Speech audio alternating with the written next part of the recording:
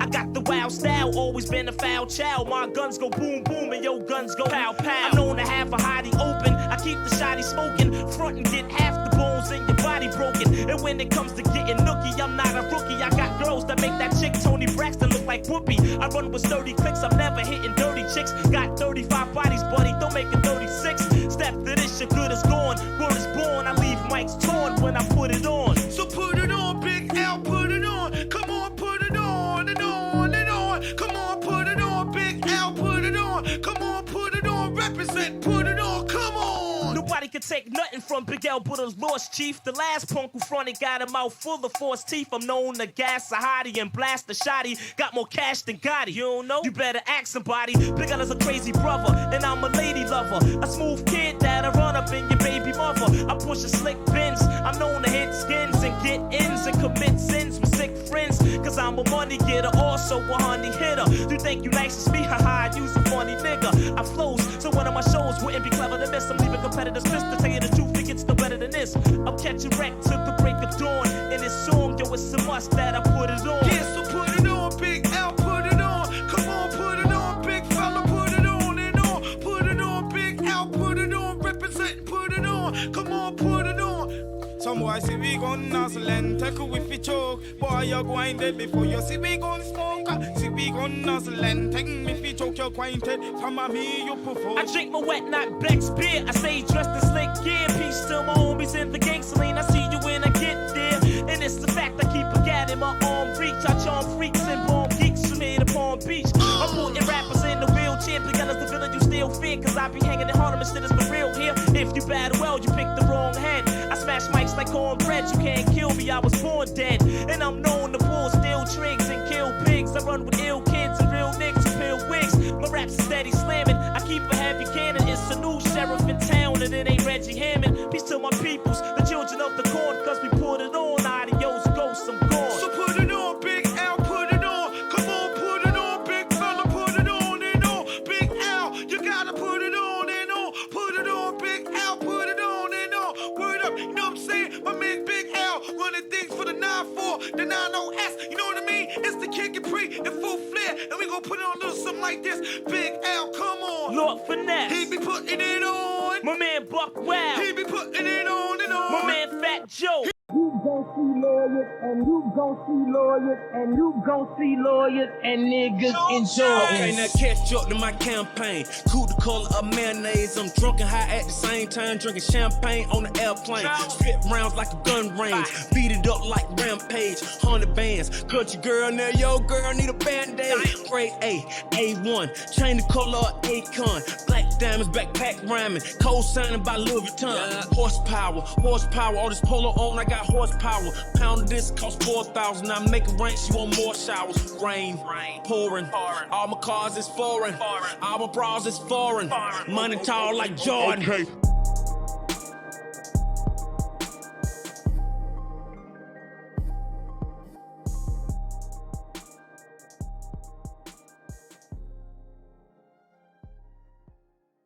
It started right here, just me being like, yo, I want to rap and I want to do this music thing and take it seriously.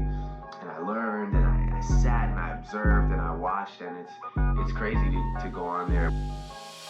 Last name ever, first name greatest. Like a sprained ankle, boy, ain't nothing to play with. Started off local, but thanks to all the haters, I know G4 pilots on a first name basis. In your city, faded off the brown. Nino, she insists she got more class. We know, swimming in the money, come and find me. Nemo, if I was at the club, you know I balled. Chemo, dropped a mixtape, that shit sounded like an album. Who'da thought a countrywide tour be the outcome? Labels want my name beside an X like Malcolm. Everybody got a deal, I did it without one. Yeah, nigga, I'm about my business. Killing all these rappers, you would swear I had a hit list. Everyone who doubted me is asking for forgiveness. If you ain't been a part of it, at least you got to witness. Bitches, bitches, bitches.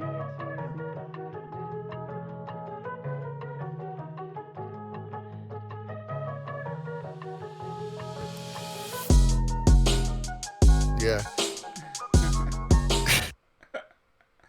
It's been bad. Don't forget to do a mic check too when you're in there. Check 1 2. Check 1 2. I'm gonna turn me up in the headphones real quick.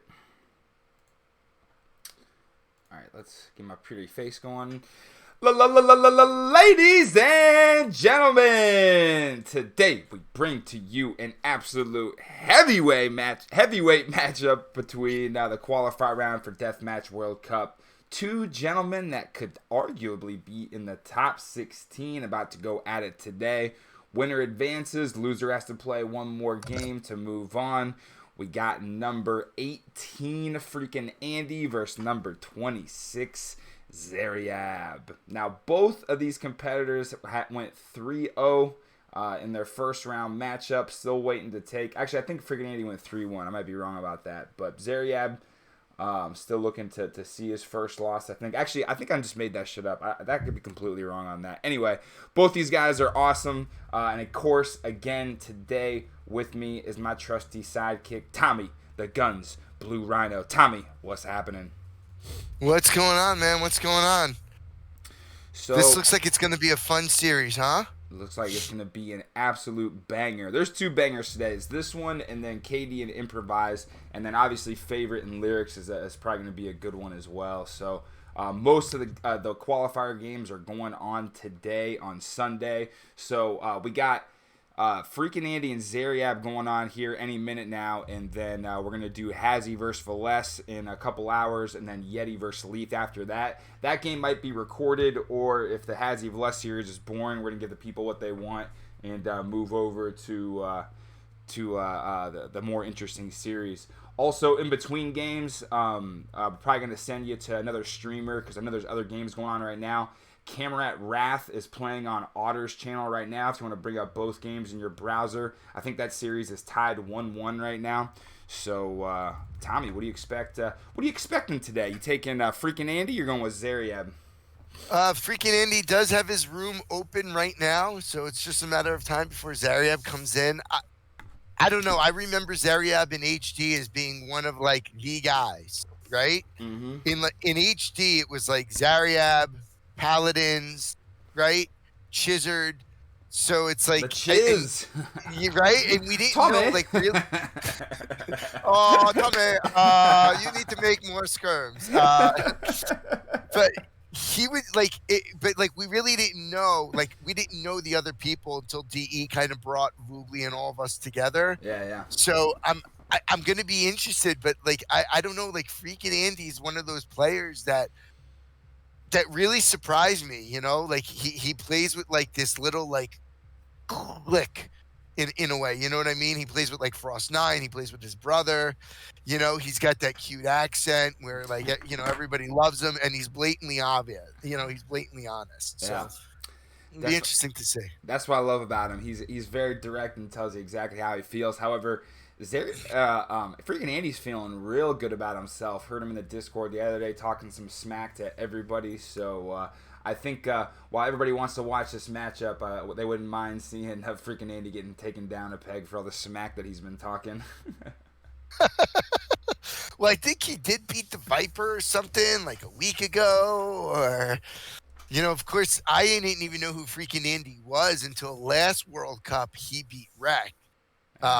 Which I actually considered at the time, you know, and I didn't know Andy. I thought of it more as like an upset, but I didn't know Freakin Andy was actually that good of a player because I had no knowledge of him. Yeah, he can definitely play. I played a couple team games against him. He definitely slapped me around a little bit. So, at the same time, same with you, Tommy. I remember when we got on HD and we started watching some of these players stream on Twitch, and we'd be watching Zaryab stream. Like, what the fuck? I didn't know people were this good. Yeah. Like, holy hell. It was crazy. So I know he took it off for a while, but I'm going Zaryab 3-2 in this one. I just know for a fact that he's been in the ladder and playing against good competition, practicing for this event.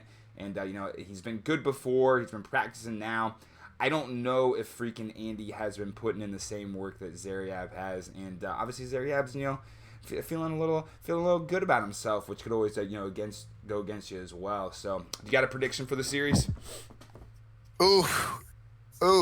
This is a straight pickup. I'm not laying points. I'm meaning, mowing this one. Zaryab is good. Freakin' Andy, he's good too. And in this case, it could just be the person who has the better strategy moves on versus someone that has that's just the better player. If that makes sense, right? Yeah, And absolutely. and also too, like there's a chance that both of these people still make it out of the qualifiers. So Yeah, that is true too as well. I mean, this isn't a loser goes home matchup. The winner gets to advance. The other one still has a shot to stick around. So again, we're still waiting on I guess Zaryab to join the room. And Tommy, if you could, it seems like your computer's doing a good job of catching these games before mine. So if you can see it, just make sure to shoot me over the game code. I think I might be able to get the game code right now. I'll go in their lobby and grab it. Hey, there you go. A couple of matchups that have already happened thus far. Backty knocks Boomstick out of the tournament, which broke our heart last night. Doubt knocks out Triple Bless, still fighting. Polar knocks out El Drago. And Tempo knocked out Keller earlier in the week. Hydra advanced, beating McGill. So McGill's going to be playing against ACCM, who beat Peon. And then Casfa getting the admin win. And so we only have less than half of the games have been played so far. 9 of the matchups, I believe, are going to be played today. I think maybe Dragon Star is playing tomorrow. So a lot of good stuff going on here. All right, I have the game codes. But Zaryab is not in the game yet. Okay. So we still have time. Go ahead and shoot me that game code, and we'll just type it in to get it popped up.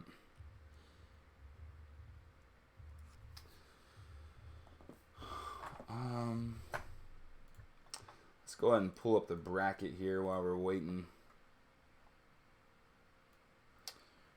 All right. Give me 1 sec. I'm going to get the kids some cantaloupe and watermelon. We have some time. Actually, let me pull up the schedule. That's probably better. You can see when all these games are going on today. Tons of matchups going on today. If you're just recovering from a hangover like me and just going to be laying around your couch all day, you might as well flip on some Twitch and watch some of these games. A lot of bangers going on. Yeah, Dragon Star versus Lon is going to be on Monday. Freakin' Andy and Zaryab's coming up now. Favorite versus Lyrics, that's another match that I know a lot of people are looking forward to. That's going to be happening at 19 GMT later today, so in about 3 hours. Let's switch this over so everybody can see it.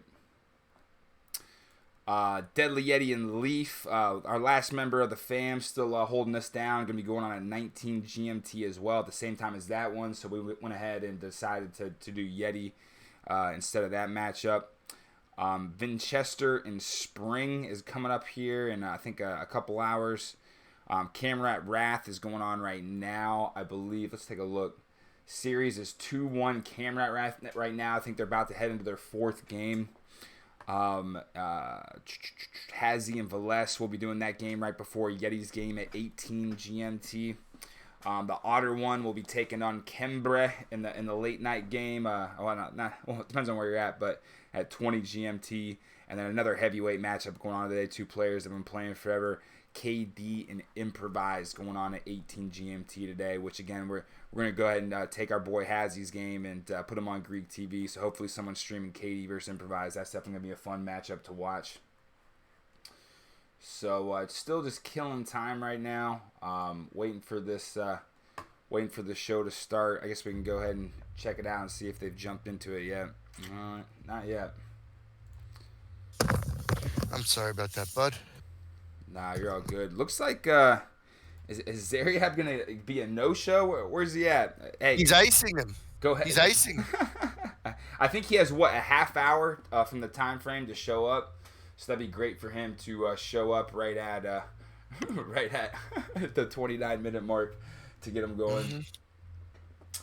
I mean, Zaryab is not the guy to no show, right? So let's pray that everything is good, fine with him, and there's no someone had to go to the hospital or something like that. Yeah. Well, I picked Zaryab 3-2, so hopefully Zaryab puts Andy in the hospital today. Hey yo. Oh. Looks like this might be a admin win. We're gonna have to put up the cowards clip, huh? Hey, go ahead and see if you can bring Freakin Andy into the chat right now while we're waiting and see. Oh, he's my friend. He is not going to show. I could ask him, but I don't know. I just want to hear him talk some smack before the game. That's what the people want. Malahard's asking, are you gonna cast some of the Silver League games? I mean, I'll cast some of them. I mean, I think people are more interested in the World Cup games than the Silver League stuff. I mean, obviously it's fun that people get to play in the Silver League, but not always necessarily the highest entertainment value. But Malahard, when you go up against a player that can actually compete with you, yeah, bro, we'll definitely try to stream your games for sure. Yeah. I know Bronny, Stabron James is in our Silver League as well, so we'll probably try to stream some of his games too. But yeah, it's going to be sparse when we stream Silver League games, but we'll definitely keep you posted. He should. Zaryab, I think, might be. Is he twitching right now? Does he? Maybe. Hold on. I'm gonna go to his Twitch right now. Let me just see. Maybe he made a mistake. Yeah. Hold on.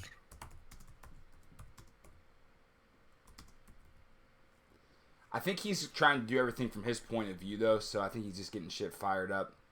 And so yeah, if you he's playing in the He's streaming a barbarian game right now, I think. Oh, he is. Yeah, I'm gonna. Yeah, and he's streaming his game. Yeah, if you guys want to watch things from Zaryab's point of view, I think he's going to be streaming during the game as well. So yeah, this is great. Zaryab's icing him right now, playing. Here, let's bring this up here. Zaryab's playing the barbarian right now while Freakin Andy's waiting in the lobby. Yeah, I mean, should we cast this game? Should we cast this game? The barbarian. Well, I just threw it up on the screen right now, so yeah, we'll see how. Yeah. We'll see how Zaryab does during against the barbarian. Zaryab, it's time to come play. He's doing a Frank War against the barbarian right now. Yeah, I mean, see, I feel like that 30-minute buffer is not meant for this, right? Yeah. I mean, I don't want to assail the guy, but at the same time, it's like, come on. Maybe Zaryab knows that Andy's a little bit of a fiery guy, so he's trying to get under his skin a little bit.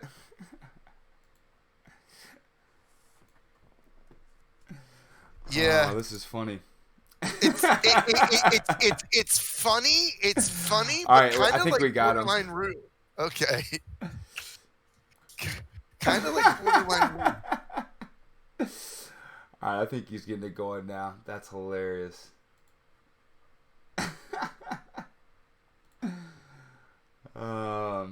Yeah, very. Yeah.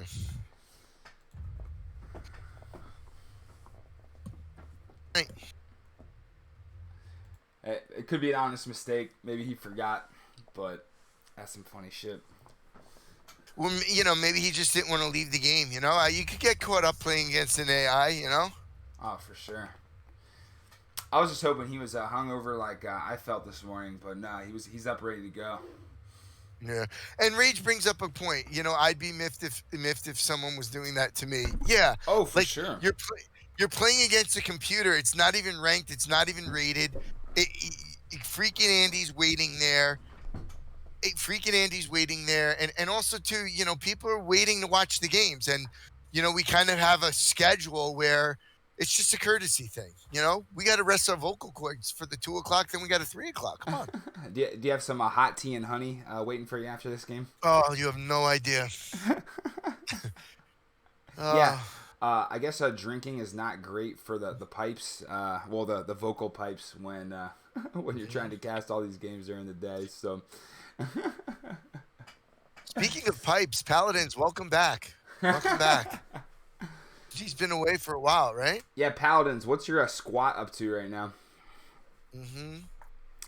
Paladins does competitive lifting, or at least he used to. I don't know if he's still doing it right now, but maybe we can get Paladins doing some squats and deadlifts on Greek TV sometime sooner or later. I know the people want to see that.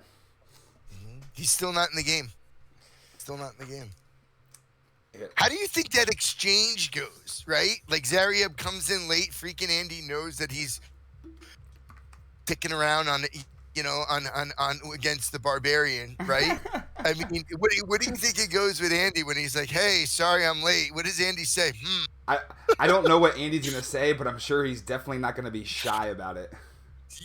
Yeah. Okay, it looks like he finally made it into the room. All All right, right, we're gonna get a good one. Magyar war going here on Four Lakes any minute now. Hey, Yeah. shoot that game code over to me when you got a chance. You got it still? Yeah, hold on. Yep, it is 851-99760.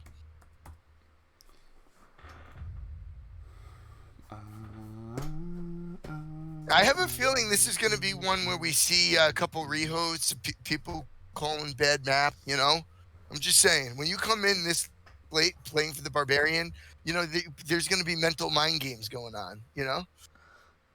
Let's see if we can view. That's a good point, Rage. Let's see if we can view the combo from a Zaryab stream. Here, if I'm gonna go ahead and put. There's a new room, new code. Yeah. So maybe they had to make a new room.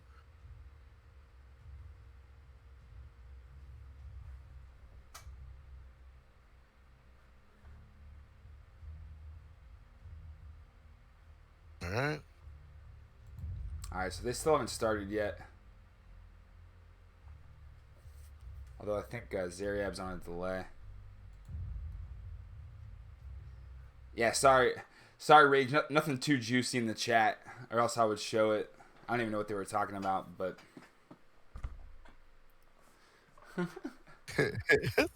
We love the drama over here at Greek TV. The TMZ of Age of Empires 2.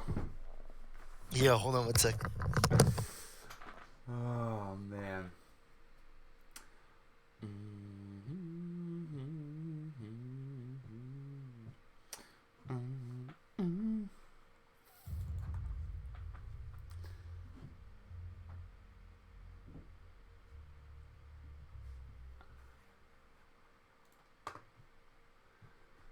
Alright, so according to Zaryab's stream, looks like they're still in the game, so.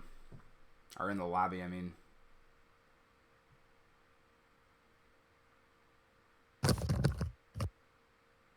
Okay.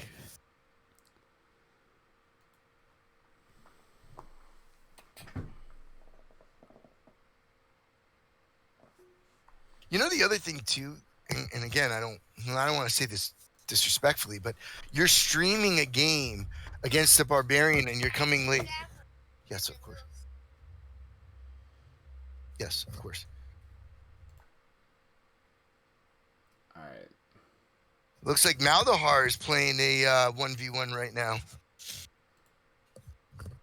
Yeah, Maldahar, you getting down right now? There you go. He's like, screw it, I'm not waiting for this crap. I'm getting my own game in.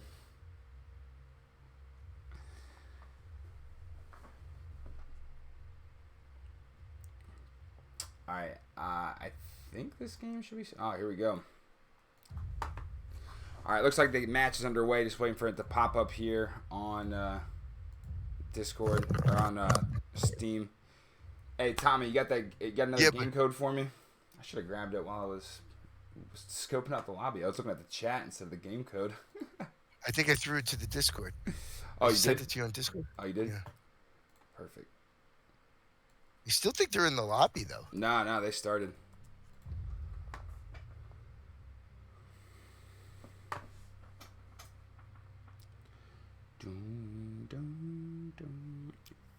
Again, for whatever reason, it takes my computer a little bit extra time to find these games, so I will try to get it going as soon as we can.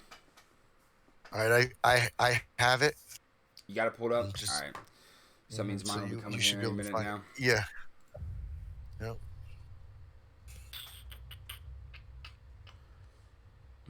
Dude, this was a 2000. This is like a 2016 Black Friday special.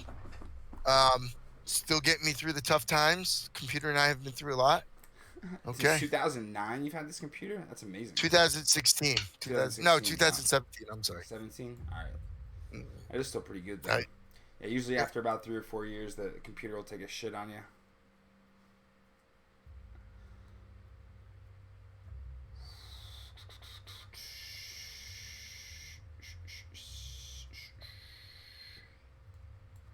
Still got nothing right now.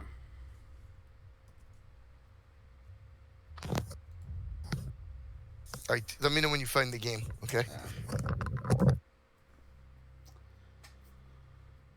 Any second now, folks. Sorry for the delay. Steam has a mind of its own. It likes to tease us and make it as difficult as possible to find these games to stream in front of everybody. Oh, while we're waiting, let's go ahead and promote some shit. So, I've been thinking about what I'm going to do for gifts for subscribers, and my boy's been getting me into these playing cards. And so, or not playing cards, these collectible cards. So, I think for subscribers, if you subscribe to the channel, you get a chance to raffle off some basketball cards, some football cards, some Pokemon cards. Kellen had a good idea of sending out Dogecoin to people, which is pretty interesting. So, do you have the Game Greek? Here it is. 4 Lakes, Magyars. So, yeah, if you want to subscribe to the channel, which I think people can now, you get put in the raffle for some cool shit, and we'll find some other random cool shit to pass out to people as well. Magyars, 4 Lakes, Freakin Andy, Zaryab, let's go! We got Freakin Andy in the blue. We got Zaryab in the red. Looks like Andy's going 5 stables, 4 racks. We got 4 ranges up right now. Getting some Villy picks, or almost gets the Villy pick there on Zaryab. Zaryab's gonna go 5 racks, 4 stables, and he's got 8 ranges going so far. I think I like Zaryab's build a little bit better with Magyars. Their best unit is that Cav Archer with the upgrades. So, yeah, play to your strengths. Go with what works. Yeah, also I do like Zaryab's gold. He's kind of got like a natural forest protecting his base. Yeah. The gold's kind of behind him, whereas with Freakin Andy, he's got the wood line behind him. He's got the gold in front of him. A little bit different. I just love Zaryab's playstyle as well. I don't know if he still plays the same on HD, but he would always bring the heat on people. And someone asked him one time, or said like in his stream one time, "Hey, you need to mass up." He's like, "I never mass." He's just always going for the throat. I love it. That's the kind of games me and Tommy love watching. I was playing a game against him once. He was Persian, I was Aztec. It was a group game or a 2v2. And he was in chat. He was in the very beginning chat, and I say to him, how am I going to stop the Persians, right? And he goes, "You don't. You're just going to die." And he goes, "I'll be there soon." Love it. Yeah. I think both these players are pretty got some personalities and some spunk when it comes to being competitive. So, yeah, this is definitely going to be some fun here in this matchup. I think spunk is the best word to say it. I like that word, spunk. It's not rudeness. It's not like, awkwardness. It's spunk. Yeah. Right? And that's what spunk is. It's delivering a jab, but not being a jerk about it. I guess that's the best way to say it. Yeah, they definitely have some finesse. So, first engagement, it looks like Freakin Andy is definitely overwhelming Zaryab's troops right now. Has him pushed back, and Freakin Andy already out here on the docks, getting the food going as well. Don't really see anything from Zary yet. Zary backs up. Go ahead. Zarya is going to stop. He's going to look to stop the North Lakes. He's got cavalry archers up. He can move them down and get 2 quick villager snipes, and it looks like he is going to do that. And Zarya, Freakin Andy doesn't see that because he's He's in a battle right now, which it looks like he's going to win there, but he's going to lose a lot of villagers. He sees it now, freaking Andy. He's attending to the situation. What minute mark are you on, by the way, Greek? I'm at 7 minutes. Oh. Where you at? I'm speeding up now. All right, where are you at now? 7:05. 7:10. All right. Okay, good. All right, looks like freaking Andy has a 20 pop advantage right now. Although Zaryab has, and he has about and that population is mostly villagers right now. I think military-wise, they're kind of roughly the same. It looks like Zaryab has a lot more. Well, I guess they're about even on cavalry archers right now. Both jockeying for position in the middle here. Andy right now is in the back of Zaryab's base, and he's hitting the castle. He's hitting the house. He could pick off some villagers right now. I think he sees it now. And he's gonna go get some. He's gonna get some villies. Little late to that. Little late to seeing that, but he could keep on moving around. Both really good army players placement. already popped out with a massive army going. This is gonna be a battle. This is gonna be a battle. Freaking Andy already doing a good job of taking the map here, taking a couple gold piles, got the outpost up to see when Zaryab goes over there.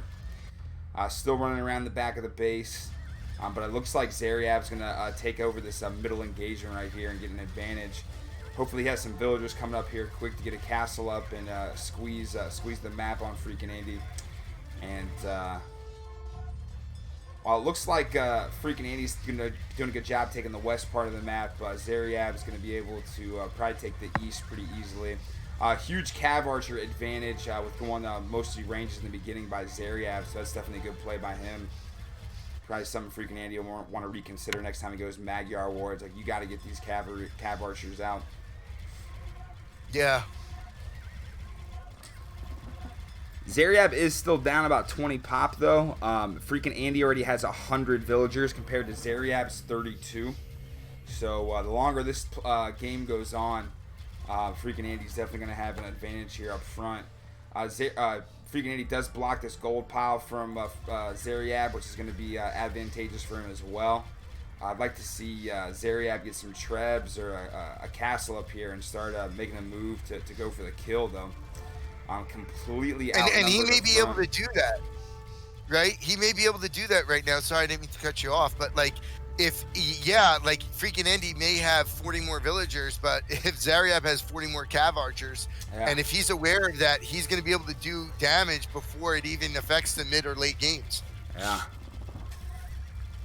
Zaryab not popped out anymore, but he does finally get the ships going here down in one of the lakes. Probably look to take another one of the lakes here as well soon. And he did get that gold piled down in the southwest, but Zaryab has some hussars over there already shutting that down. Yeah. It's good. This is going to be, the next 3 minutes is going to be pretty dicey here because freaking Andy is going to have a smaller army and he's going to have to trade away here because Zaryab's he's got trebs coming out. So if he survives this 3 or 4 minutes, I think that Andy will come back because he'll have the late game advantage, the mid-late game advantage. But I don't know because Zaryab does have a pretty big army, and I don't think he's going to just throw it away to be wasted. Yeah, I really want to see Zaryab get a castle up on his hill. That would really solidify his position right now. Already knocking on the door, banging on these castles right here. And just has his army outnumbering freaking Andy right now. Freaking Andy doing a good job getting the hussars soaking up some of these arrows and juking them out to try to whittle down that cav archery. Yeah. He's hitting them with the icky shuffle right now. Yeah. Yo, the old hussar wiggle. 5, now 6 trebs out. Absolutely hammering these castles up front from freaking Andy. Freaking Andy does still have the pop advantage, so yeah, this push better work for Zaryab. He's losing a lot of his cav archers right here. Yeah, he did. Freaking I think Andy's sitting on about 46 cav archers. Meanwhile, Zaryab's down to about 33, so he better get some of these halbs and some meat out in front to soak up some of these arrows. I really liked what Bakti did last night, and even though the Magyar Ram isn't anything to write home about, still an extremely good unit to soak up some of those arrows. Freakin' Andy loses his second castle, about to lose a town center as well, although Zaryab's army is dwindling. Zaryab is not queuing army. He's at a population right now of about 123. And Freakin' Andy's at 172 with 90 villagers. So that's about an 80-man army. And Zaryab has 80 villagers with 130. So we're looking at a 50-man army, just so that you guys could, just so you could see that. So we're gonna have to, and it looks like Andy's putting back up the castle. So it looks like he's gonna counterpunch, or he should be counterpunching right now. Freakin' Andy trying to get a castle up in the corner, protect this gold, but Zaryab, even though Andy made the quick move to all these gold piles, Zaryab was all over it, taking advantage of the Magyar Hussar as a good raid unit to shut it down. I think Zaryab has a rally point issue right now and is just bleeding out gold, sending his cav archers into a bunch of hussars waiting for him. Zaryab's sitting on, it just spent somebody sitting on about a K gold, has a bunch of cav archers queued now. Freakin' Andy's sitting about 3,300 gold in the bank. So definitely a resource advantage right now. It'll be interesting to see if Zaryab can stop this counter push right now. Freakin' Andy with a huge army out in front and a Treb coming with it to start pounding on Zaryab's base to return the favor. Yeah, I don't know, Greek. I think Andy's got him. I think Andy has 3 relics right now. He survived, and again with the villagers now, he's gonna have definitely a better mid game. Yeah, I think if Zaryab would have been able to do both the attack and pump out the villagers at the same time, that would have been advantageous for him. But he had that push, knocked down 2 castles, and still couldn't get it going. Again, Zaryab raiding over on the side. 3 Trebs coming up. That castle's going down. And he's putting the castle behind those Trebs. I don't know. I might be 10 seconds ahead of you. No, I see it as well. That's about 50% up. Okay, good. So once that's up, he's going to use that wood line as the Jimmy Chipwood fence. And he's going to pop his whole village from there. Great placement of a castle. Yeah. Great placement of a castle. Excellent placement. Right? Now, cav archers are such nasty units. Now, there's the Hussar wiggle again. Yeah. That's a move I learned from playing CBA with Frost. So, whoever says CBA doesn't help with your DM is very naive. Mm-hmm. Greta Thunberg has something to say to you if you don't like CBA. How dare you? Zaryab is having a very big problem with his eco to queue units right now. He's got 4 villagers queued up right now. 26 of them are idle. And Freakin' Andy is at 175 pop with almost about 1, 2, 3, 4, 5, 6, 7, about 40 units in queue. So he's going to be popped soon. He's got that castle up. I think that this one is going to go right to Andy. What do you think, Greek? Yeah, Andy definitely has Zaryab on his back foot right now. Looking at the resources, Freakin' Andy's both under 500 in food and gold. Zaryab, pretty much the same. I just think, Freakin' Andy's had a pop advantage on him the whole game. He's had a villager advantage on him. Well, actually, Zaryab has about the same villagers right now, but I think earlier, Freakin' Andy was able to take care of that. Zaryab definitely not out of this, though. Let's take a look at the relics right now. This is going to go to late game. Freakin' Andy with a 3-2 relic advantage.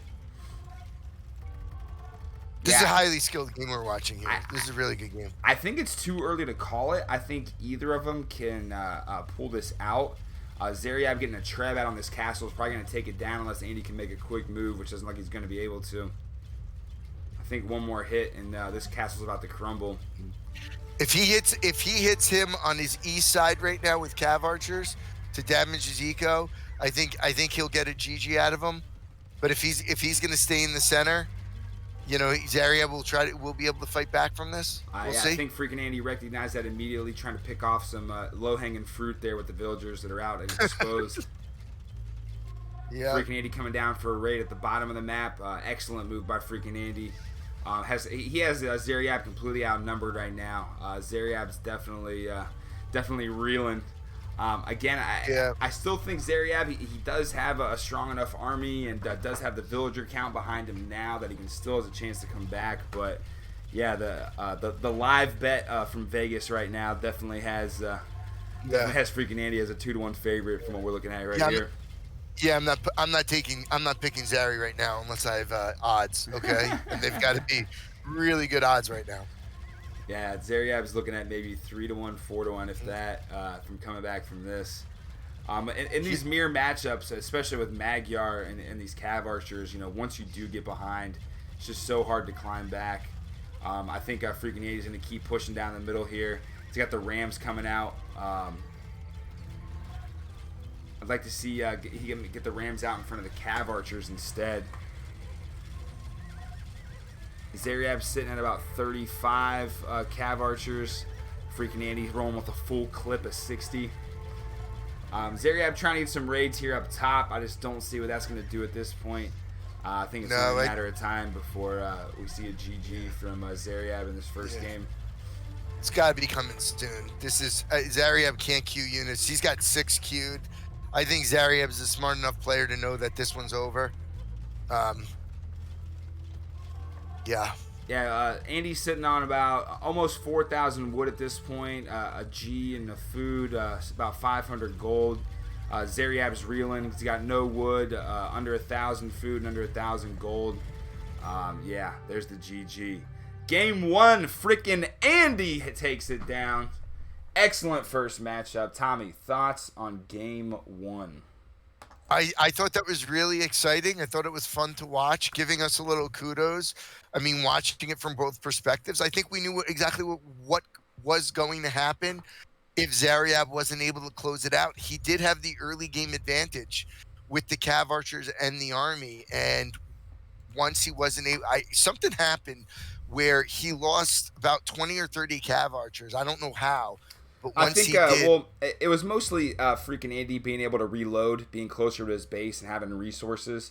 Zaryab definitely showed that he was able to bring out an attack and organize his army better than Freakin' Andy at the beginning, but not being able to eco as well definitely dropped him behind. And then once Freakin' Andy came with that counter push, he didn't let off the gas and put him away. So excellent game 1. I got to use the little boys' room. Go ahead and tell your favorite DMX story while we wait for this second game to pop up.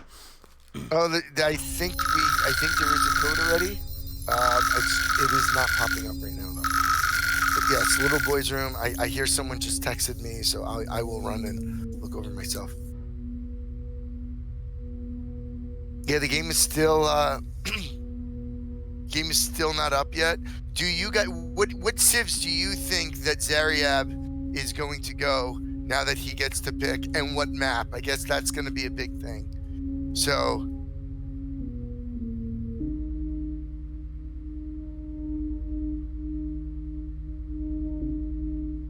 that's just something that we're going to be looking for over there. Let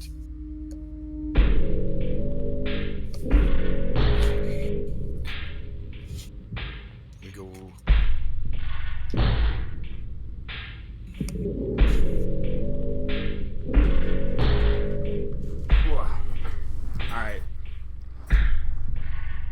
What happened? Got weird sounds coming out here. I apologize, everybody. All right. Any word on game 2 yet? You see it pop up? I don't. No. Did Zaryab go back to playing the Barbarian? I guess the icing didn't work, huh? No. I think Zaryab iced himself. Yeah. From what I've seen so far, I think Zaryab does a real good job of attacking and having a good start and getting off the ground. But I think Freakin' Andy might have a little bit better overall game from what I saw, at least in game 1. Kudos to him for not panicking. I mean, shit, I would have had an anxiety attack. My eyelid would have been wiggling, On that second castle going down, Tommy's been like, it's over. Yeah, GG. I'd be looking for someone to blame, you know? I'd be like, just stem up. Getting 2v1'd over here. Yeah, guys, you don't understand. How did that work, by the way? Packers, you flooded him out with a plus 400% viewership. What happened over there? I don't know. I didn't really stick around to see what was going on. After that game, I tried to go to sleep because it was so late. But since I passed out for like 2 hours before the game, I was just wide awake. Yeah, and so I just walked around and, I don't know, looked at all the cool cards that I bought. I got this Kemba Walker hologram card. Ooh, ooh, ooh, ooh. Do you remember Kemba Walker's run through the NCAA tournament back when he was at UConn, Tommy? I don't know if you followed basketball like that back then. Not really a basketball guy. Right. Just football and the Lord Jesus. Bigger follower of God than I am of basketball or football, but yes. Thank you for putting it that way. Yeah, it's not a bad thing to be known for. You know what I mean? I don't have a LeBron James one in this pack yet, Sabron, but I do have a hologram Nerlens Noel. Whoa! I don't see this game. I'm wondering if someone called the rehost, but hold on, let me see. Yeah, let me know when this pulls up. I know you're going to get it before me. Who else do we got that's worthwhile and showing? I think I got the Joker. Stabron, who's your team out there? I know you're not a Cavs fan. Oh, yeah, we got Jarrett Allen. Best haircut in the league with the freaking 1970s afro. How about that?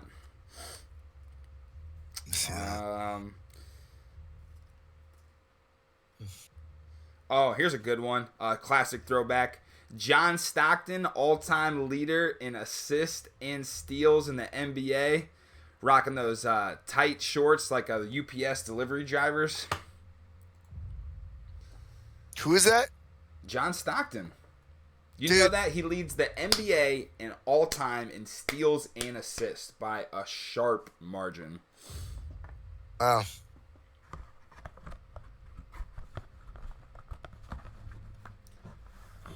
I think he didn't miss one game in his career, and when he played on the Dream Team, he had a broken fibula. So instead of sitting out during, like one of these all-star type things where they're going to blow people out, he still played through that as well. What a ridiculous guy. Ooh, also got some college cards here too. Who we got? We got, where's my boy at? Justin Fields, who's definitely better than Trevor Sunshine Lawrence. Hydra, it's not that Tommy's uninterested. He's just hungover and tired like me as well. I'm looking for the game. I don't see the game. Yeah, I don't see it either. It's fine. I still gotta go through all these cards. Yeah, so if anybody just tuned in, I've been trying to figure out what I'm going to do for my subscribers to the channel. My buddy's got me into football and basketball cards again, and also I think I'm going to get some Pokemon cards too. So if you're a subscriber, we'll do monthly or maybe weekly or maybe at some point daily raffles to hand out cards and give some presents to people subscribing to the channel. Kellen had a good idea as well. I've been getting into the crypto game, so I think I'm going to pass out some Dogecoin to people if they don't want to do any of the cards. So we're going to try to do a bunch of fun stuff. Oh, my boy Julius Randle absolutely killing it for me in my fantasy team this year, even though I just got edged out in the playoffs. But he did help me cover the other night against the Mavs, so still my guy. Still can't find the game. Yeah, it's not coming up for me either. I'm trying to keep the people entertained here with my collection cards. Let's go ahead and take a look at this Camrat Wrath series, though. Ooh, Camrat wins 3-2, which I guess he's going to advance to the next round as well then. Or no, I think that was an elimination game. I think he sent Wraith home. I keep saying Wrath, Wraith. He sent Wraith home? Yeah, I think so. Wow. I think that second game started. It's still just not popping up for us right now. So, we just got to wait for it to pop up, everybody, so be patient with us. Dun, dun, dun. What other stuff they got? We got a whole slew of stuff. I know I got the Joker in here either. Oh, we got Spida. Donovan Mitchell. He's on my fantasy team as well. Plays pretty well. Jazz are freaking killing it this year. Dun, dun, dun, dun. Pandemic P always falls apart in the playoffs. This card's trash. I believe that this game isn't showing up. Yeah, this game's not showing up for us right now. If it finishes, then we'll just try to pull up the recording on AOE2 Zone.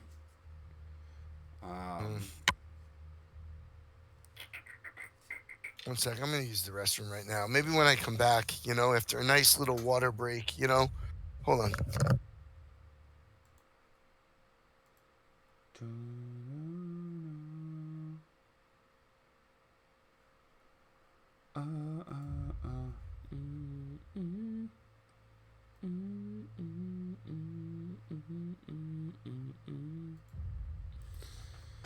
All I did was sling dope. Ooh, CJ McCollum. All right, here's my least favorite player in the NBA, Kyrie Irving, a flat earther vegan loser. All he does is miss games and create toxic chemistry between his team. This card might go in the trash if anybody wants it.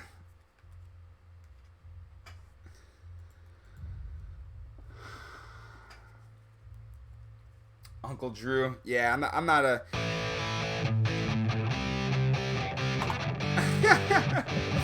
Do we got some Alice in Chains going right now? Oh my gosh, what's going on here? I can't believe it. I can't see the game. You got a game code by any chance, Tommy? I do. 862 862 12 12 356. 356. Well, luckily we're not going to be able to spoil it for all of the viewers out here. Although I think some people might be on Zaryab's channel watching live.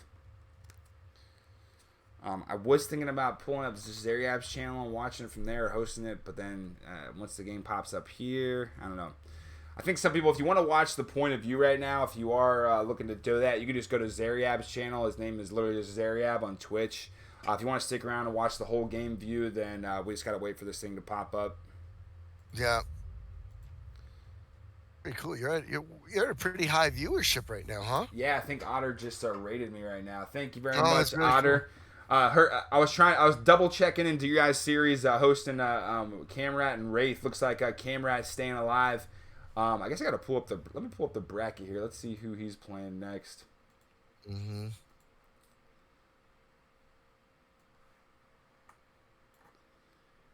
Dun, dun, dun.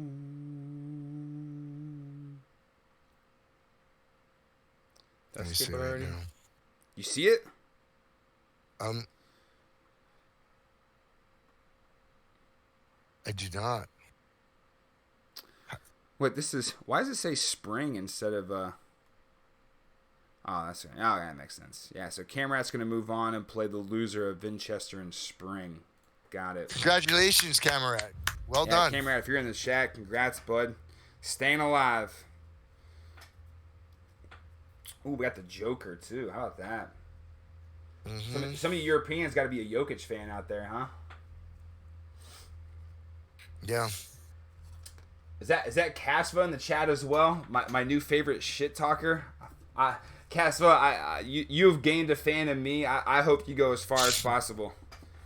Mm-hmm. Mm-hmm. Paul Millsap. Ooh, he's been a good fantasy player for me for a while. Mm-hmm. Again, everybody, we're just kind of sticking around, waiting for this game to pop up in Steam. If it doesn't pop up for us right away, we'll play the recording for you. Or if you're getting impatient, like we are, you can just go watch it on Zaryab's point of view. Ooh, hey, well, Devontae Smith. This dude ate up my Buckeyes in the national championship game. I was just at the perfect level of drunk during that game, and after he scored his third touchdown, you just go into that like depressed, I'm too drunk right now feeling. It was miserable, especially after we came off of absolutely smoking Clemson. Here, let me update this. Oh yeah, since we got a bunch of new people in the chat, I'll go ahead and pull up the schedule for you guys here in a second when I update this. Oh, that's not it.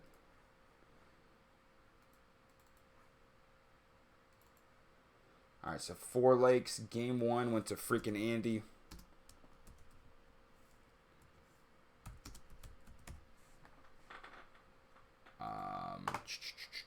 Where is the schedule at? Mm-hmm.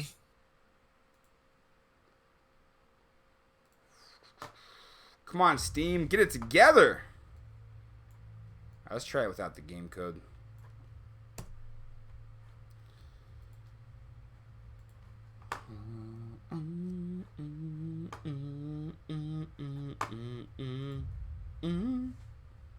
Nope.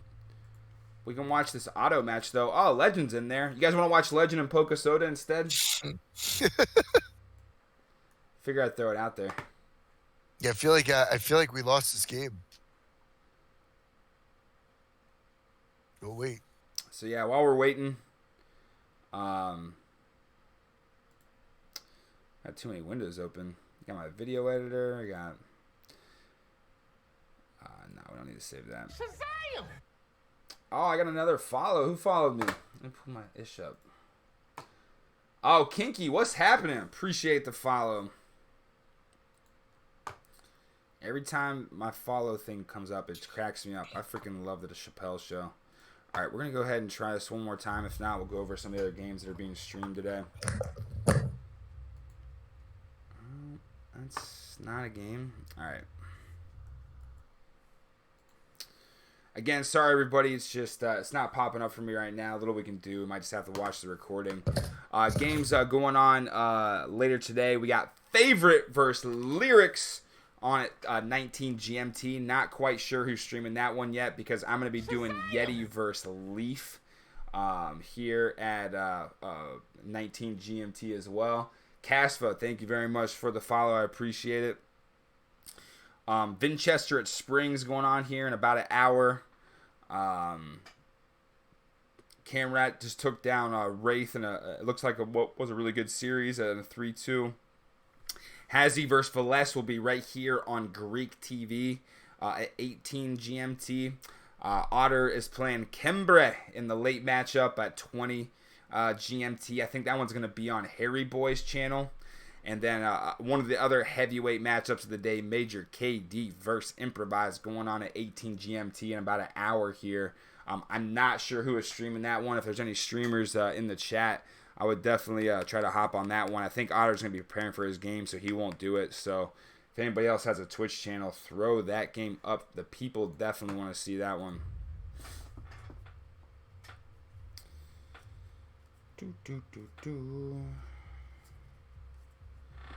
Right. I'm actually looking at AOE2.net to see if I can see the game. Yeah, I wonder if I can just. Let me see if I can just put in that game code here. That does not happen. I wanted AOE.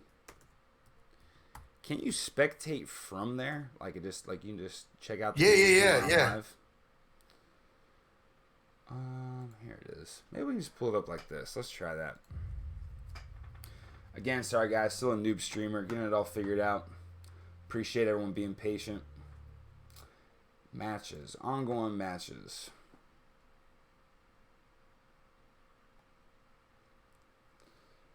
Can we filter this bitch through deathmatch?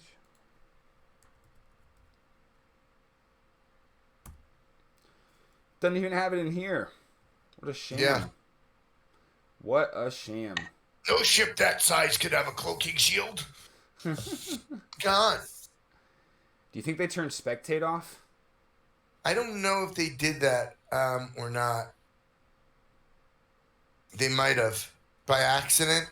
I mean, I don't think freaking Andy would mean to do that if he's sending me the game code, right? Oh, he did send you the game code? Yeah. Yeah. So, like, it could, you know.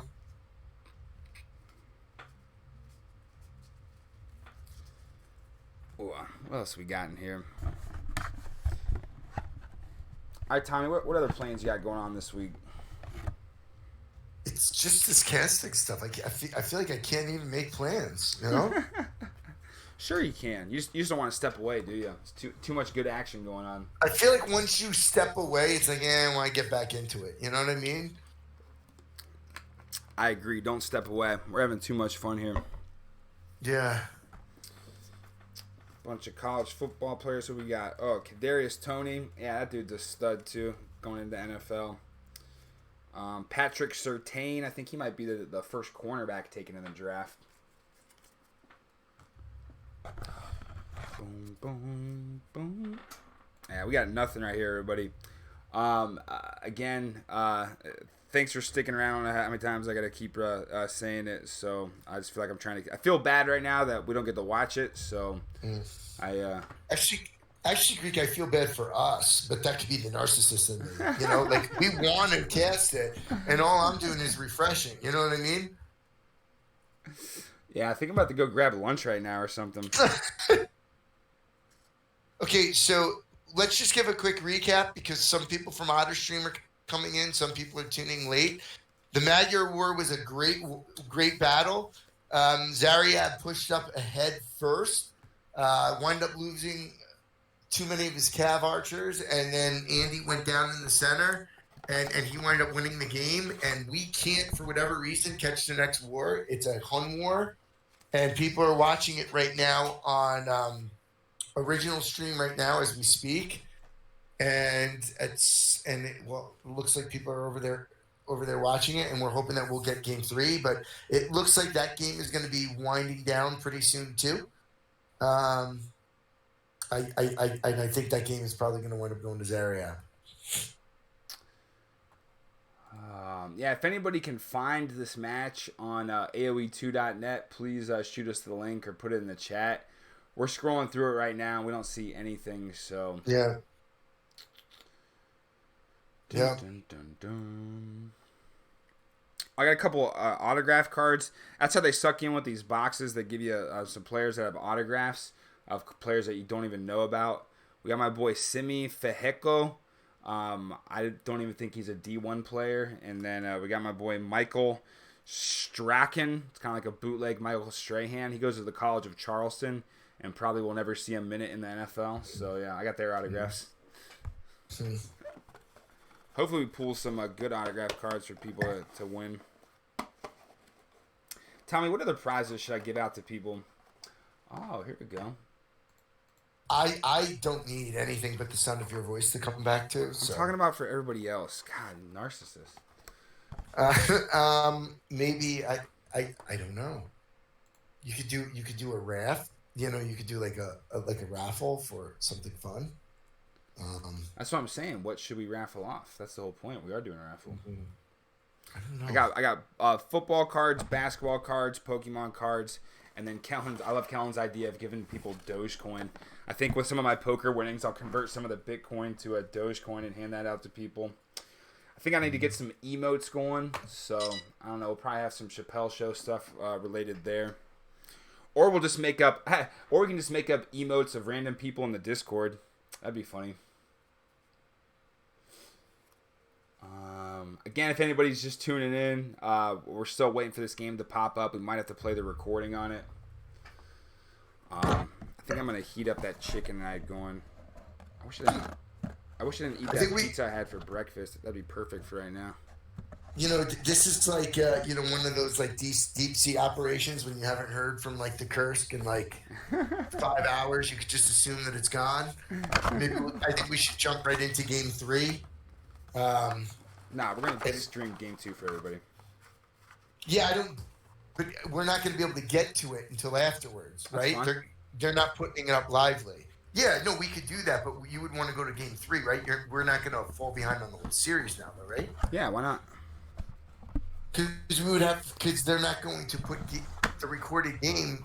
They would have to they're not going to upload the recorded game until after the series. No, it'll eventually be put up on AOE 2. Okay. Hopefully. If we can't find game 2 and then we got game 3 right in front of us, then yeah, I agree with you. We'll just go ahead and play game 3. But I would still I think people still would rather see the recording of game 2 and see it in order rather than just skip around. So, I don't know. How the hell do I put a poll up in the chat? You can have everyone type in. No, there's a way to do a poll. I don't know, just type it in the chat. would you prefer seeing the recording of game 2, or would you rather just jump to game 3? I'll figure out how to do polls later. I just want to learn how to do polls. I want to start shooting out over-unders to people and different bets. So now the heart says, screw it, let's see it live.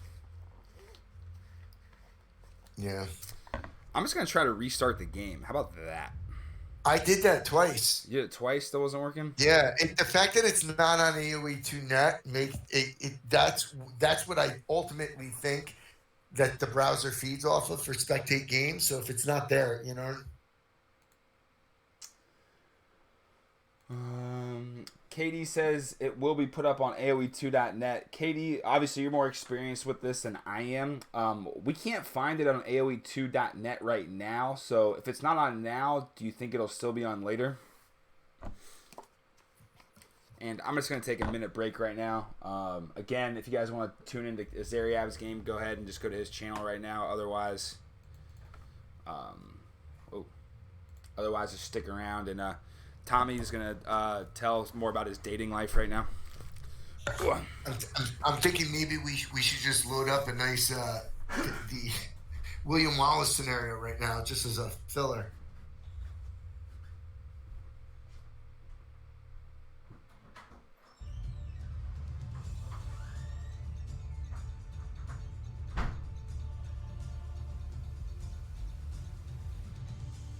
Yeah, I just can't see the game, no matter what I do.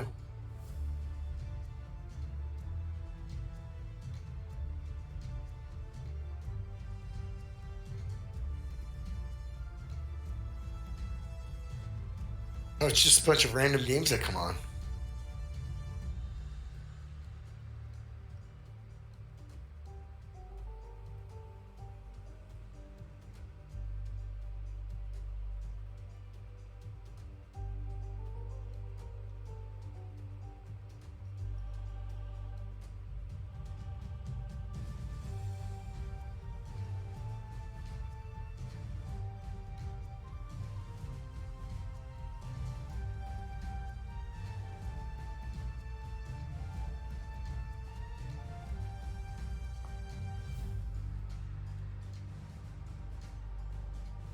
Are you guys watching? How many of you guys on this Switch are watching it on Zaryab's stream too? Because it looks like it's almost like a 8-17, almost like a 50-50 split. So I'm thinking there might be some overlap. But it looks like Zaryab is really ahead in that game right now. I mean, by score he's ahead by like 3,000, and I think he's just knocking on the door for a GG soon. But I don't see a full way on how this. It's just going to be a long game, but I think that he'll wind up winning it. Let's go spectate here. I think this is the time that we bring in our special guest caster if he's available. Well, I'm kind of just doing it off of Zary's. It does look like the game.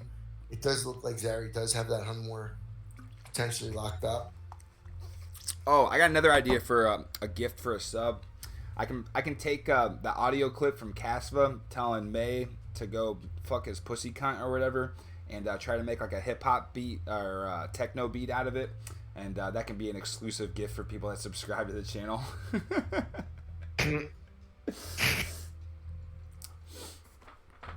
Yeah, I gotta start. Hey guys, Spirit of the Law here. Today we're going to talk about talking shit. What can get you disqualified and what can't? I'm so glad I don't have to make decisions like that, you know? Yeah, I got no interest of being on the admin team. I think I'll just be the biased media for rooting for all of the guys that are in the Discord and obviously in TF. Also, Madahar asked earlier if we're going to be streaming any of the Silver League matchups. I mean, obviously people want to watch the top level players play rather than the Silver League's more for just fun for people that weren't able to make it to the big dance to be able to still play and compete, to have some fun as well. There might be some games that I stream on Silver League. We'll see how the schedule works out. I'll definitely try to stream our boy Brony and Maldahar as well if they get some good matchups. But we'll keep you posted. Obviously, pay attention in the Discord for that. So just a heads up, Andy is now, as a spoiler alert, Andy is now in the room. Oh, okay. So here we are. So I'm just chatting with Andy.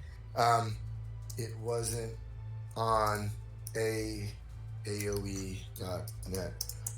Are you sure Freakin' Andy and Freakin' Chris aren't the same person? I mean, have we ever seen the two of them like met together? I don't know. What's that? Well, I mean, they do play 2v2s together, so that would be amazing if they did. Okay, I do have it. I do have a number here. Oh, okay. It's 85. What's that noise? 852-206-15. Has that game started yet, or are they still sitting in the lobby? No, I'm literally in the lobby right now. Oh, okay.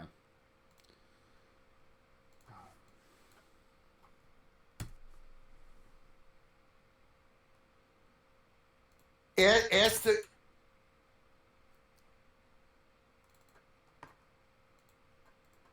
What's up? He wants to know if we want a recording of the second game or do you want to jump to the third game?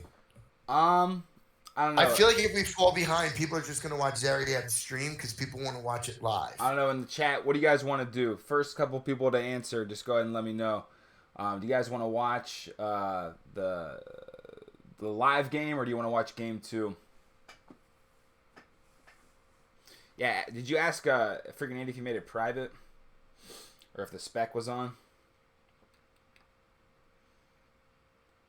I don't know. All right, well, I think here's what we're going to do. I like Tommy's idea. We're going to look on AOE2.net. And if we find the recording of Game 2 first, then we'll play that. And then if we find Game 3, then we'll play that. Whichever comes up first. Mm-hmm. I'm tired of waiting. Oh, we have an unexpected guest in the Freakin' Andy vs. Zaryab. It's Blue Rhino and True. Maybe we're going to do a surprise 2v2. Wait for it. Okay. So Kellen is coming in and reminding him of the spectator and delay rule. Okay. Thank you, Kellen, for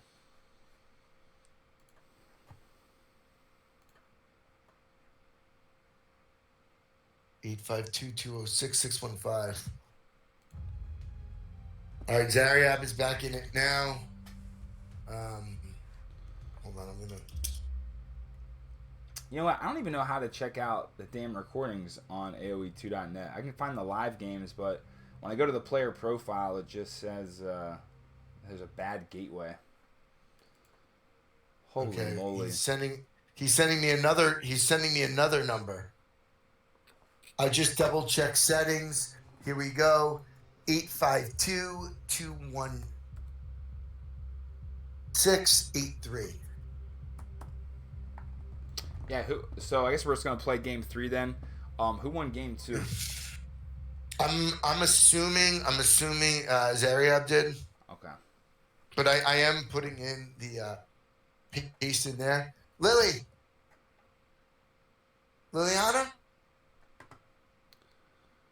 Boom, boom, boom, boom, boom. Yeah, I'm glad you found it, Freakin' Chris. Do you want to tell me how to do it so we can get it going?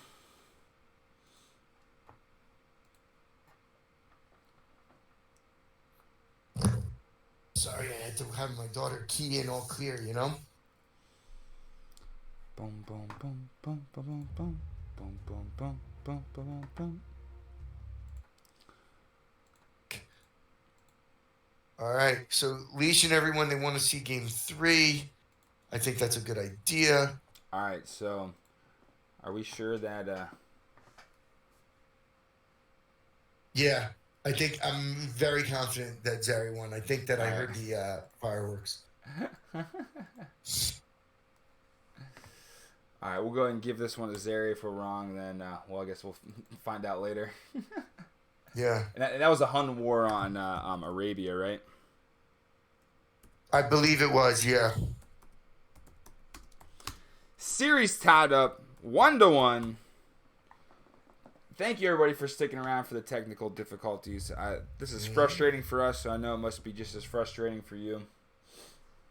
That's loyal viewership. They all came back, you know? They did all come back. They like the product we've given so far. They're willing to stick with us during these technical difficulties.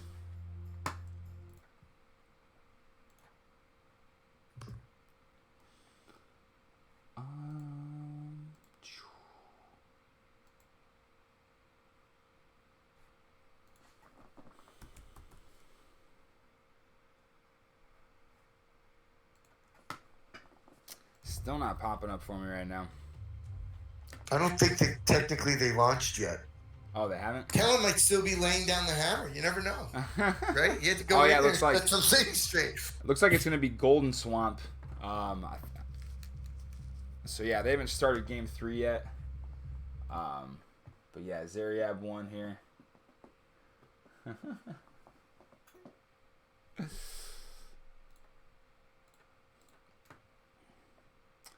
I guess I'm not gonna get time for lunch before this. We might be playing the Hazzy series late. I know. Oh, go ahead. No, I was about to say I see them in the browser. I see them still. I see him alone in the browser now. Is Zaryab trying to ice him again? Did you go back to playing the Barbarian? Shows up 16 minutes late playing the Barbarian. Is he taking all half an hour of his time? Yeah, for those of you here that weren't at the beginning of this stream, Zaryab was supposed to be playing. He was about 10 minutes late. Come to find out, we saw him stream on his channel practicing against the Barbarian instead of joining the room to launch. I don't know if he forgot or if he's trying to just do some aggressive gamesmanship, but that was definitely gave us a chuckle. Dude, it was funny because he lost, right? But like, it's kind of like, you know, in a game, in a series where it's like hard for admins, right? Where like so many people run to admin for a lot of things. It's like, just show up and play. You know, don't leave something open for interpretation.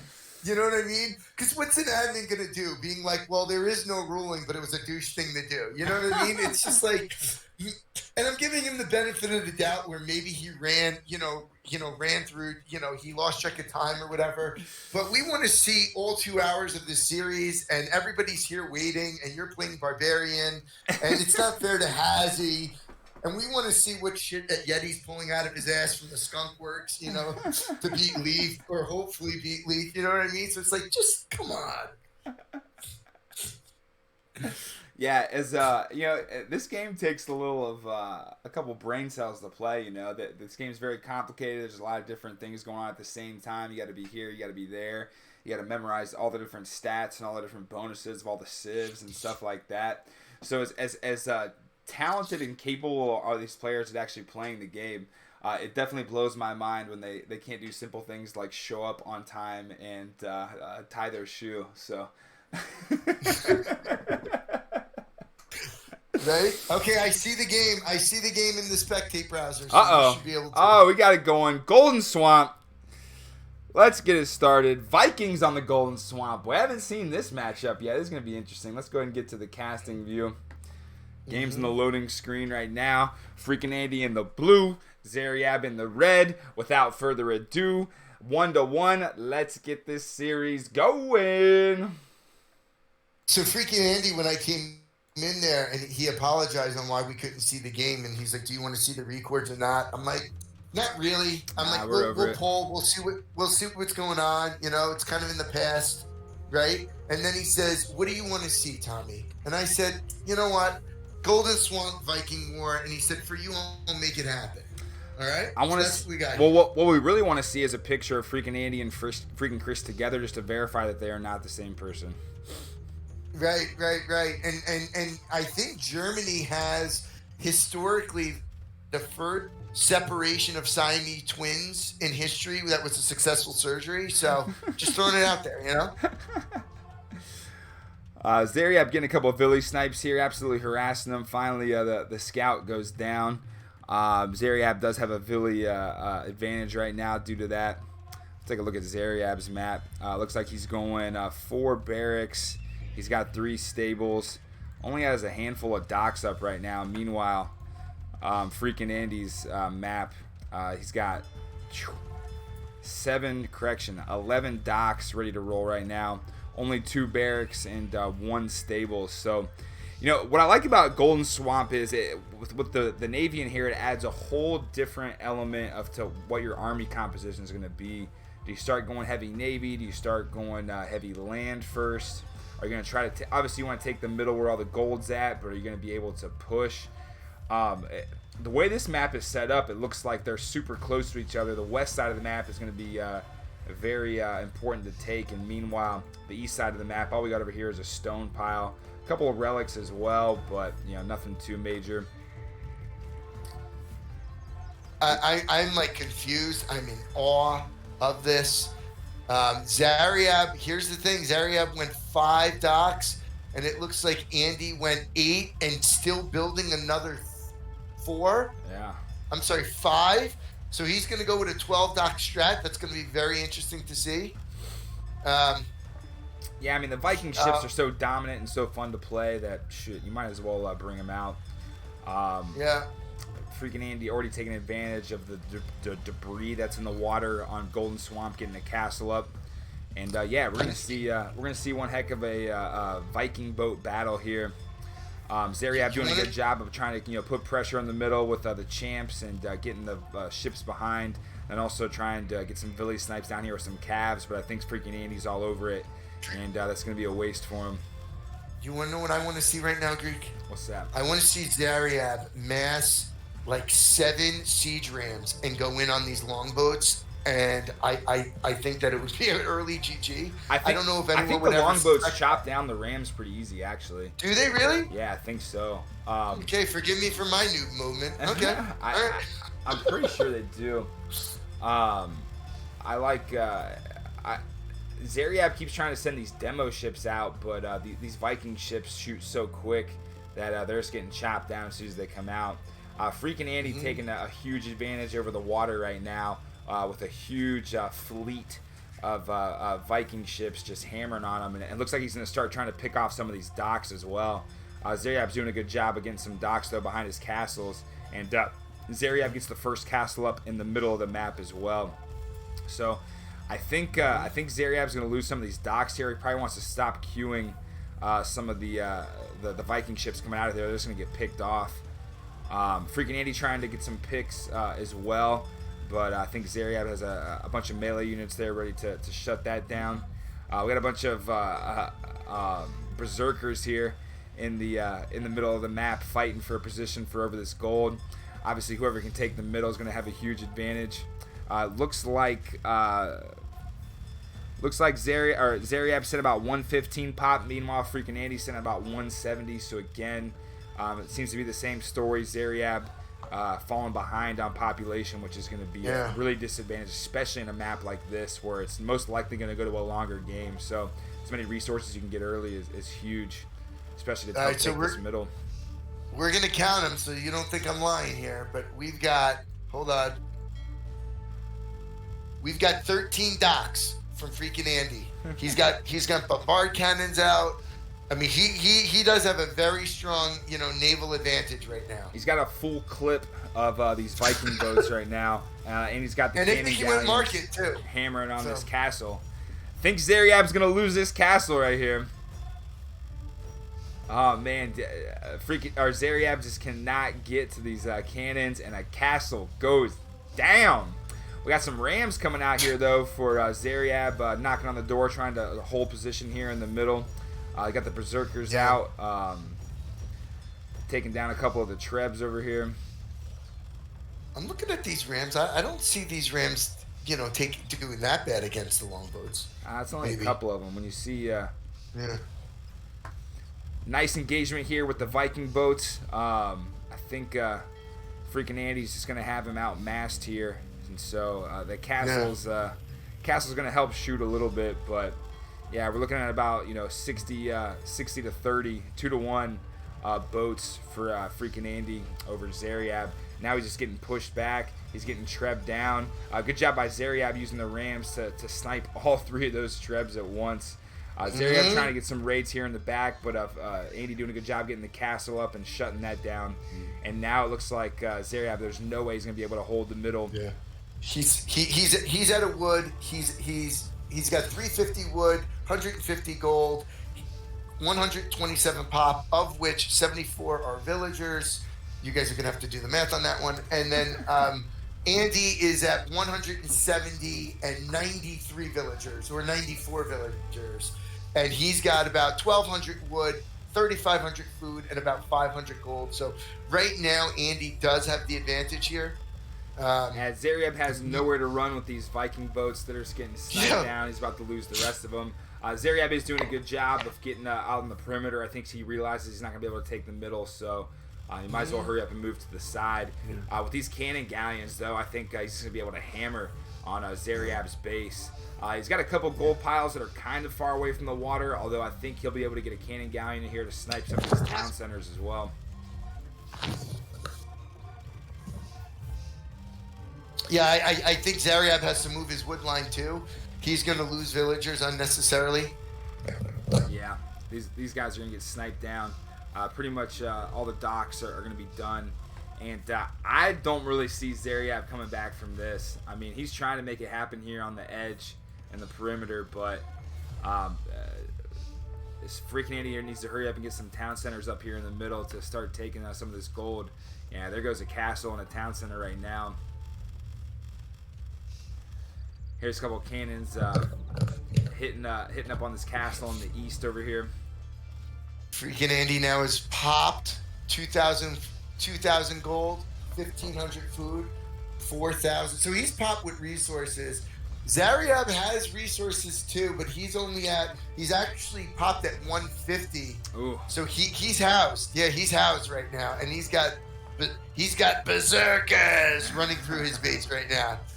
All right, this is I think this is GG. Yeah, it seems like it. The only issue with Golden Swamp is when you get the whole navy out here, yeah, you can take the... Oh, never mind, there it is. You can take the middle pretty easily, but then it's hard to finish people off. But I think, yeah, Zaryab realizes he's not going to be able to come back from that. Freaking Andy making it happen with Vikings. That was a fun game on the swamp. And so looks like we're going to be getting into Game 4. All right, freaking Andy is 1 win away from making it to the big dance. Can Zaryab hold on to make it a Game 5, or is freaking Andy going to be taking a bye week next week, getting into the big game? So let's go ahead and head back to the lobby here. Yeah, military, it looks like freaking Andy 350 to 250 on the kills, raised 24 buildings. Economy, 10K, almost 9K gold collected, 7,500 gold, and yeah, just definitely played a great game from Zaryab there. All right, let's go ahead and hop back in. Let's go ahead. And I do have a game code. Oh, here we go. I'll pop it over to you. Absolutely. And just for the record, I didn't get the game code. When I say I think it's going to be GG, that was actually my thought. I did not have the game code thrown to me at a delay. And I heard it, and I was like, hey, I'm going to look smart.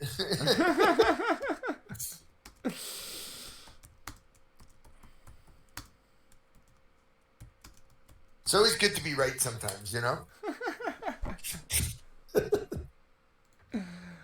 Especially at the sports book. So freaking Andy up 2-1 in this matchup. Again, coming up later today on Greek TV, we're gonna have Hazzy versus Villese, and then after that, we're gonna get Yeti going against Leaf. Depending on how entertaining these series are, we'll stick out the Hazzy series. If that's a snooze fest, then we'll try to catch Yeti live. If if Hazzy series is an exciting one, then we'll go ahead and stick around for all of that. and then we'll move over to the recordings of Yeti later on. If somebody could at least text me on how to find or send me a link to how to find these recorded games on AoE2. All I really know is how to find, like when it has matches, I got ongoing matches. How do you find the ones from the past? I don't know about this stuff. One of you smart people in the chat help out help out me over here. Help this noob. Oh, here we go. Looks like they're still in the lobby right now, so we'll get it going here soon. Dun, dun, dun.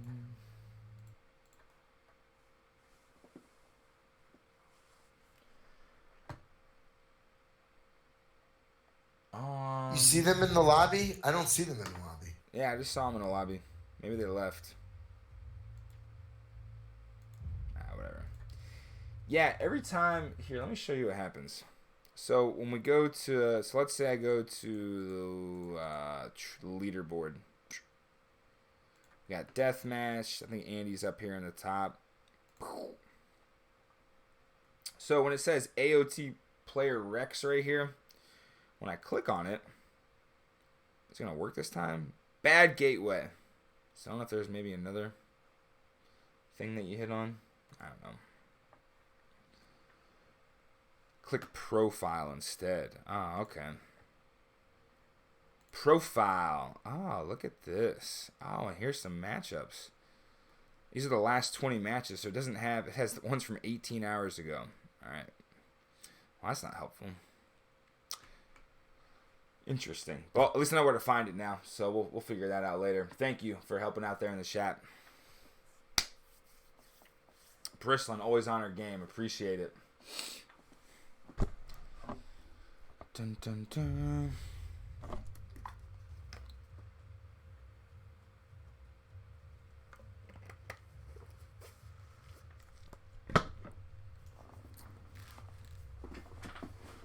Bristlin, when are you going to convert cabbages into a cryptocurrency? I mean, that's just a cool thing to do now.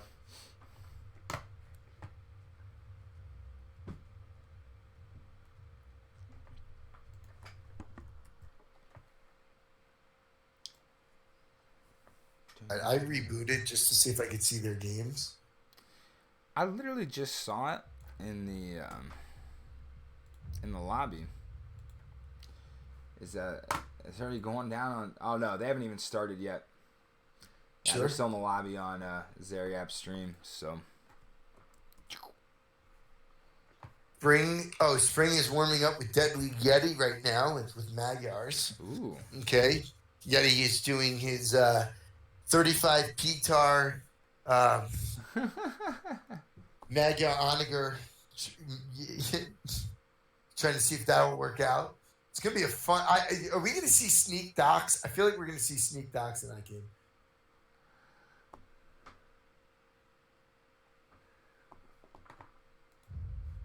Oh, for sure. I want to see the... I think someone should get, unlock one of the characters or whatever if they're able to take all 4 lakes in a game. You should get, some new avatar or whatever that you can be. Right. Right, or if you double mine the gold by the guy by 3, you get a gold digger award. Army says buy the dip. Yeah, you're right. I think Dogecoin just surged from 10 cents to 40 cents or whatever the cheap thing it's at right now. So okay, I see the game. I see the game. Yep. We are going do you see Frank War? Here we go. Let's pull up the casting stream. Frank War, Game 4. Zaryab fighting for his life. And away we go. And boom, we're right into it. Right? Freakin Andy in the blue, Zaryab in the red. Last time I saw Freakin Andy play Franks, I feel like it was he was playing Wrecked. That was a pretty close game. But this is going to be interesting. Yo, Andy has like 4 relics right around him. The relic fairy really did him a good service in this one.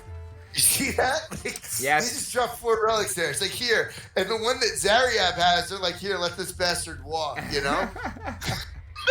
Like, poor guy. You know, you pick your map, and the AI is just like, bam! We got Zaryab going 6 barracks. We got 6 stables. 3 castles going up already. On Freakin Andy's side, we're going to have 5 stables, 5 barracks, and a few castles going up already as well. Frank War, absolute staple in the DM community. I've seen people on Vooply play Frank Wars every day straight for 20 years. So I'm sure both players are familiar with this. I think Zaryab just feels like he's comfortable with it and thinks he can outplay him. But Freakin Andy is bringing the heat right now. Looks like we're at a let's take out the villagers. Yeah, Freakin Andy's got a couple extra villagers right now. And there goes down another one for Zaryab, if not a third one. Ooh, Zaryab is struggling to catch these paladins running around his base, and now he's getting popped out. Freakin Andy's jumping out to a 15 pop lead right now, and sitting comfy back in his base, about to build out fast. So Freakin Andy getting the jump on this one. Obviously still too early to call. Now, the jump though partially is because Zaryab is building 2 castles, and at my vantage point, he just got one up. Yeah. And Andy went a little late with castles, but yeah, Andy probably has 3 or 4 more barracks and military buildings, so he's going to be able to mass faster. But you kind of have to knock down the castles now, right? Yeah. If you don't knock down the castles, you're going to be going against throwing axemen, and they're going to kill whatever units are coming out of the barracks. So it's kind of like a happy medium. Excellent job by Freakin Andy pulling back and trying to engage some bit with a bigger army, but I think Freakin Andy's going to get a castle up on the speed bump sized hill here in the middle. That'll help give him a little bit of a map advantage. Yeah, we got the axes already coming out for Zaryab. I think he's going to swarm this castle. And it does an excellent job of getting the axemen in here and sniping that Villese out of there. Good move by Zaryab, stopping that castle. I think Freakin Andy's on the back foot here. I don't see a market or anything from Zaryab. I do see one from Freakin Andy, and although he is pretty low on gold, I'm not sure if either player is marketed yet. I'm going to say this though, Zaryab has a bigger pop right now. He's at 89, and Freakin Andy is at 62. So very interesting, very interesting. Yeah, Zaryab's pressing him up against the castles right now, but I think being so close to the base and getting hit by these arrows, I think Zaryab's going to lose the majority of this army. Probably like to see him pull back and maybe try to outflank him rather than just die to these arrows and axes coming in. Yep. Zaryab's getting a treb up to knock down this half-built castle, and now it's time for Zaryab to step back a little bit and try to get this castle up and get position. Oh, this is going to be a good game.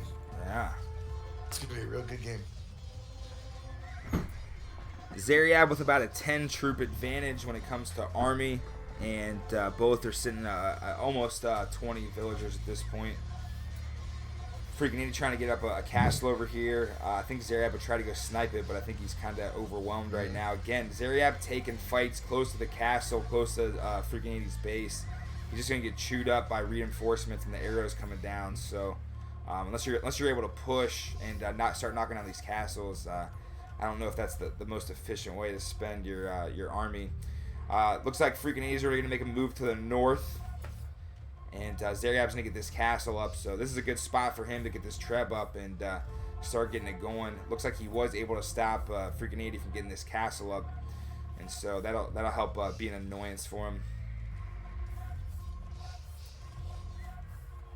Do you see this? Do you see?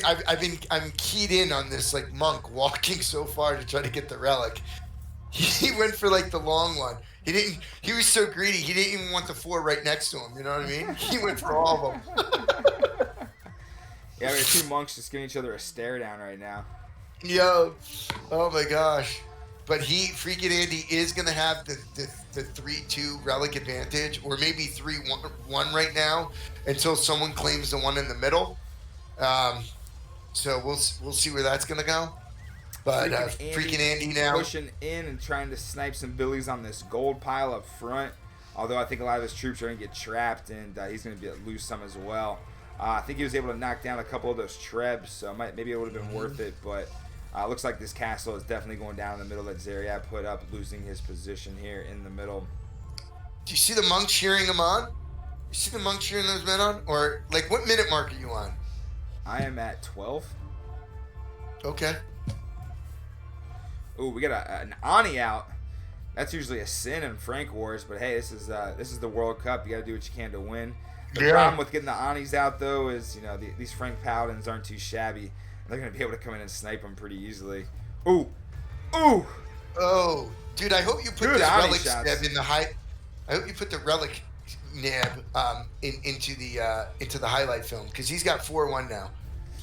4-1 on the relics. I believe, yeah. It's about to be 4-1, yeah. I'm not going to lie to you. When I play 1v1s, my goal is to win before the relics even matter, because at that point, it's just like, God, I don't even want to play this 1v1 anymore. So I definitely have a lot of respect for the players that are able to grab these relics while they're still playing and, play longer games than what my stamina allows. Freakin' Andy with about a 30 population, maybe 20 population advantage right now, although Zaryab has about 20 extra villagers. But Freakin' Andy is pushing Zaryab up against the wall. And it's not in a good spot. Not in a good spot at all. He's going to lose this siege workshop out here in front. And it looks like he's going to probably lose the town center as well. Yeah, we got this monk sitting out here in no man's land. We got another castle going up with the town center. It looks like Zaryab's military is down to about 40. Freakin' Andy's sitting at about 66 right now. Freakin' Andy has about 750 gold. He just queued some units. Zaryab's sitting on about 1,000 food and 500 gold. Zaryab does have more villagers. He's had 20 idle villagers for about like 2 minutes now, though. Oh, really? Yeah, I don't know. I'm looking for him. I don't even know where they are. He's got 21 now. Zaryab has about 70 more kills than Freakin' Andy. I do wonder if with that with that market that Freakin' Andy had up, I'm suspecting that he took advantage of the market early. Excellent job by Zaryab shutting down this push. I think he's going to be able to snipe this Treb. Ooh. There's only 1 or 2 shots. Oh, gets the villagers on there. Is it in time, though? Yes, it is. Zaryab shutting down the middle push. Haven't seen a lot of players try to play on the perimeter on this matchup right now yet. Both just kind of pushing down the middle, and each of them kind of giving each other the resources that they took already. And well done for Zary for shutting down the middle push, but now that's now going to add 30 minutes to this game, but that's okay. That's okay. Not every game could be as short and sweet, but Zaryab with still 13 villagers idle. Oh no! Yeah, at least he has about a 50 pop advantage right now on Freakin' Andy. Yeah. So he's gonna take these axemen and slam down this siege workshop to get it out of the way of the middle of the map. Got a couple of trebs coming in behind, and then hey, they finally found that monk and put him to the guillotine. Do you see the northern part of the base? It looks like Andy is taking a page out of Yeti's book. You see this? He's got 3 stables up there. He's got the gold. He's got a couple stables. He's got a castle up. Yeah, Zaryab's definitely got to pay attention to that the rest of the game now. So I'm going to be interested to see if Zaryab wants to go ahead and push through the middle of the base, which I don't know if it's the best move. Don't think he has enough resources behind him. He might as well go ahead and try to take this peripheral base up here to the north, take that gold pile, and obviously shut down any sort of raids coming in from up top. Zaryab tries to get with the raid here around the gold piles, but I think Freakin' Andy is waiting for it with a gang of axemen to shut it down. Now Zaryab's trying to go to the south, and excellent job fortifying the base here by Freakin' Andy. Zaryab's got 2 options: either move forward or take the north, and he's going to go for the throat, which I love this. We got about 33 Axemen to 41 Axemen, although Zaryab has a bunch of Paladins coming in with him, and yeah, I think Freakin' Andy sees that and he doesn't want any part of that. I think if he knocks the Trebs down, he'll be fine. But yeah, we got a gang of Paladins sitting down here sleeping on the job right now. You know, dude, 14 idle villagers still. He's not hitting the button. I think I know where. Like, they've got to be like garrisoned somewhere accidentally. Where they're. Yeah, I think they're in that castle. Some of them. He has some in the town center right now. Freaking Andy's finally getting some of these paladins out here and raiding the area. Zaryab coming in for his own raid over here. And Freakin' Andy does not really have the army. Maybe he does. I think we're going to see a pretty big engagement here. We'll see how early Zaryab sniffs this out and if he can get his paladins around on those Anis. Yeah. It's going to be very interesting. Oh. Yeah, they're down goes the Anis. And now I think Zaryab's about to make a commanding move right here. Excellent play by Zaryab, getting those paladins out of the range of the Axemen and getting into the onagers to shut it down. And now Zaryab is knocking on the front door of Freakin' Andy's base. Yeah, I don't think he's gonna get this castle down by the time the castle protects the throwing Axemen.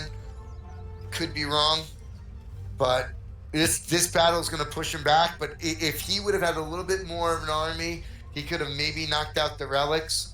But right now, there's 4 of them, cranking away.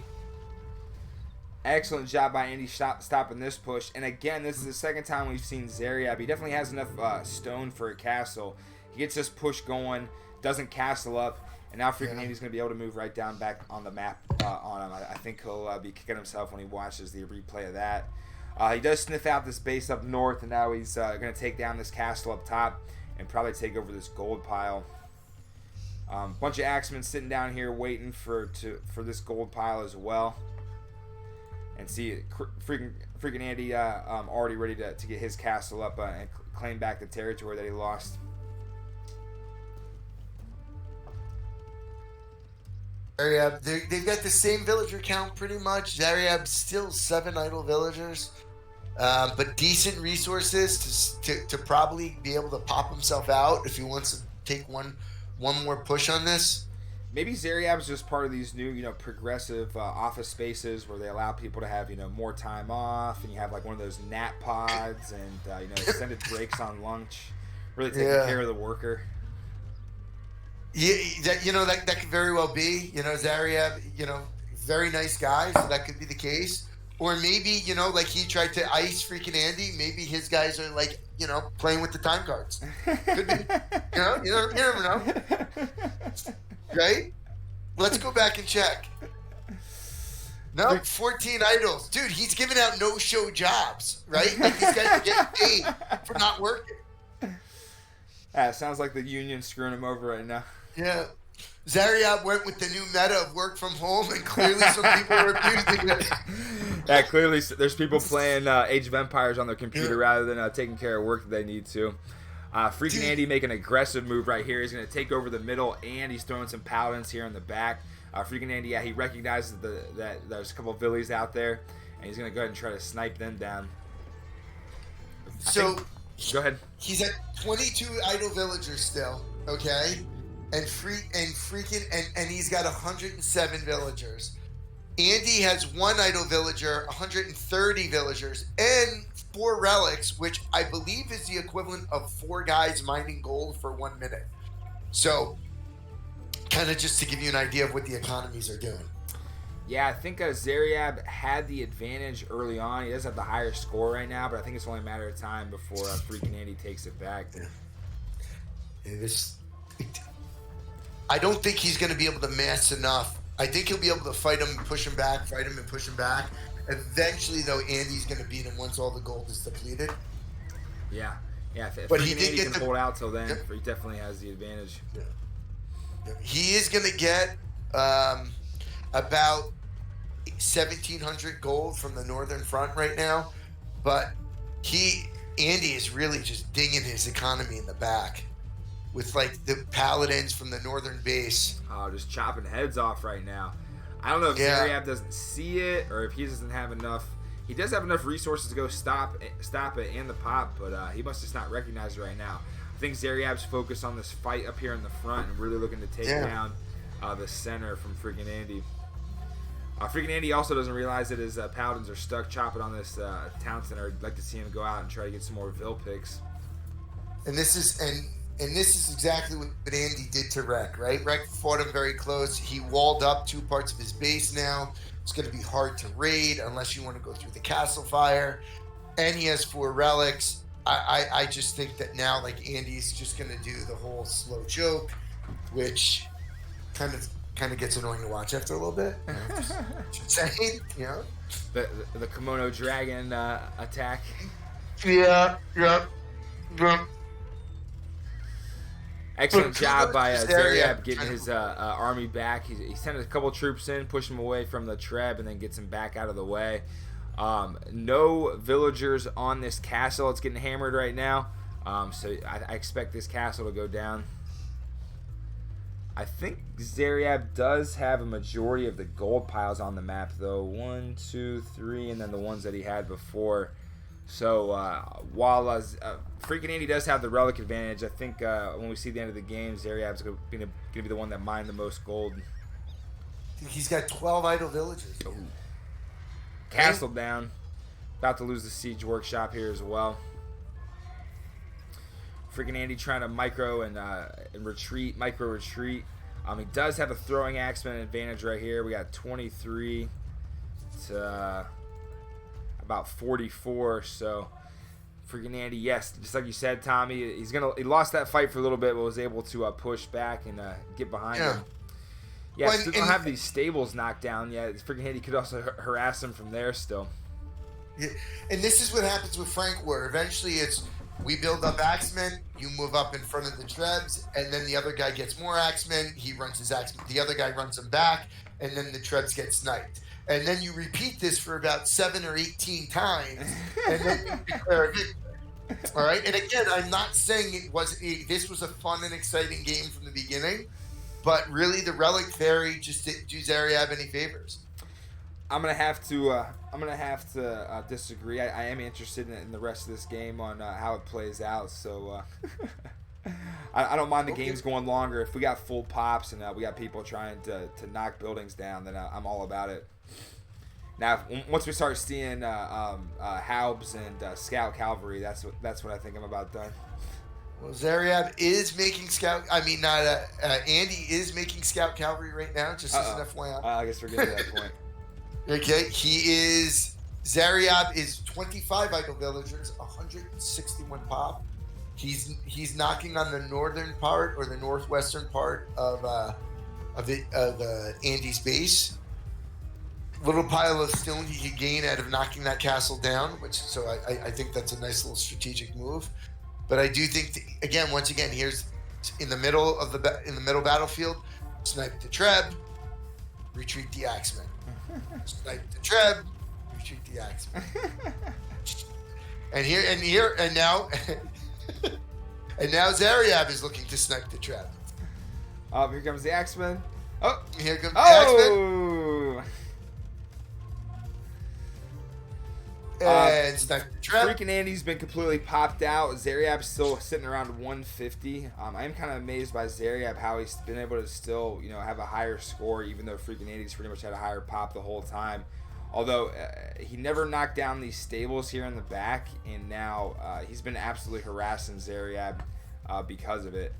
And so this one definitely looks like it's going Freakin' Andy's way, but I think still too close to call. Zaryab is going to beat him in society stats, right? Because of his civics in the idle villagers. Again, still at 12 or 13. No resources now. Yeah, Zaryab's completely tapped out. Freakin' Andy's sitting on about 3,000 wood and 3,600, 3,700 food. And so with the pop advantage and the resource advantage right now, it's gonna be hard to see Freakin' Andy losing this one. I think Freakin' Andy is minutes away from advancing to the big dance to be, the second player that's gonna be moving on. Mm-hmm.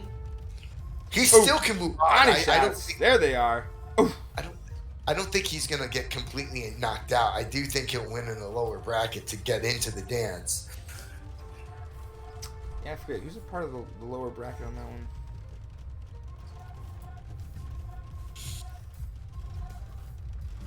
Yeah, who does he play if he loses this? I don't know. You got the links to pull it up? I'm looking at Idle Villagers, and I don't even know who plays who after this. You know? Zaryab's about to lose another crucial castle here. It's going to protect some of the farms that he has. It looks like we're finally getting these stables knocked down, but I think it might be a little too late. Down goes the castle from freaking Andy. Now he's going to turn around and probably start knocking on the front door of Zaryab's base. Zaryab definitely had him pushed back at the start. It's just never got those villagers working, and is paying for it in the late game here.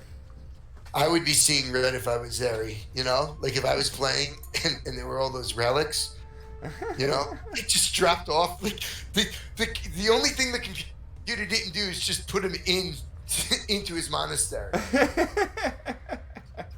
You know, like it's like what's going on here? Down goes another castle here any second now from Zaryab. I do not see a win condition for Zaryab right now. Andy's still doing a good job of pushing the middle and trying to get some raids going, although I don't know if 6 Scout Cavalry is going to do too much damage. Here comes probably the final engagement. Andy looks like Zaryab's going to back out. It looks like Zaryab has a couple more axemen, but the halbs out in front are definitely a good distraction. Although he wastes those halbs, and now I think he outnumbers them when it comes to these axemen. Andy using the trebs to try to snipe him down as well. He's got 17 more axemen. Yep. Andy doing what he possibly can to get some of these trash units out in front to soak up some of these axes. That's a pretty good move by Andy. Yeah, the trebs get sniped. I think Andy, he's got about 5k wood and 4k food behind him, so it's not going to be hard for him to trade and get some more trebs coming out. Here's one coming up already. Zaryab's been pounded on this castle for the last 5 minutes with only one treb out there. It still hasn't gone down yet. I just don't think Zaryab wants to spend any more resources trying to take it down. If anything, it's just going to help drain stone from Andy, which I know at this point of the game, stone's probably going to be transferred to gold, at least from Andy's perspective. Down goes another castle for Zaryab. We're sitting at about one. Andy's still about popped out. Zaryab's sitting about 160 pop.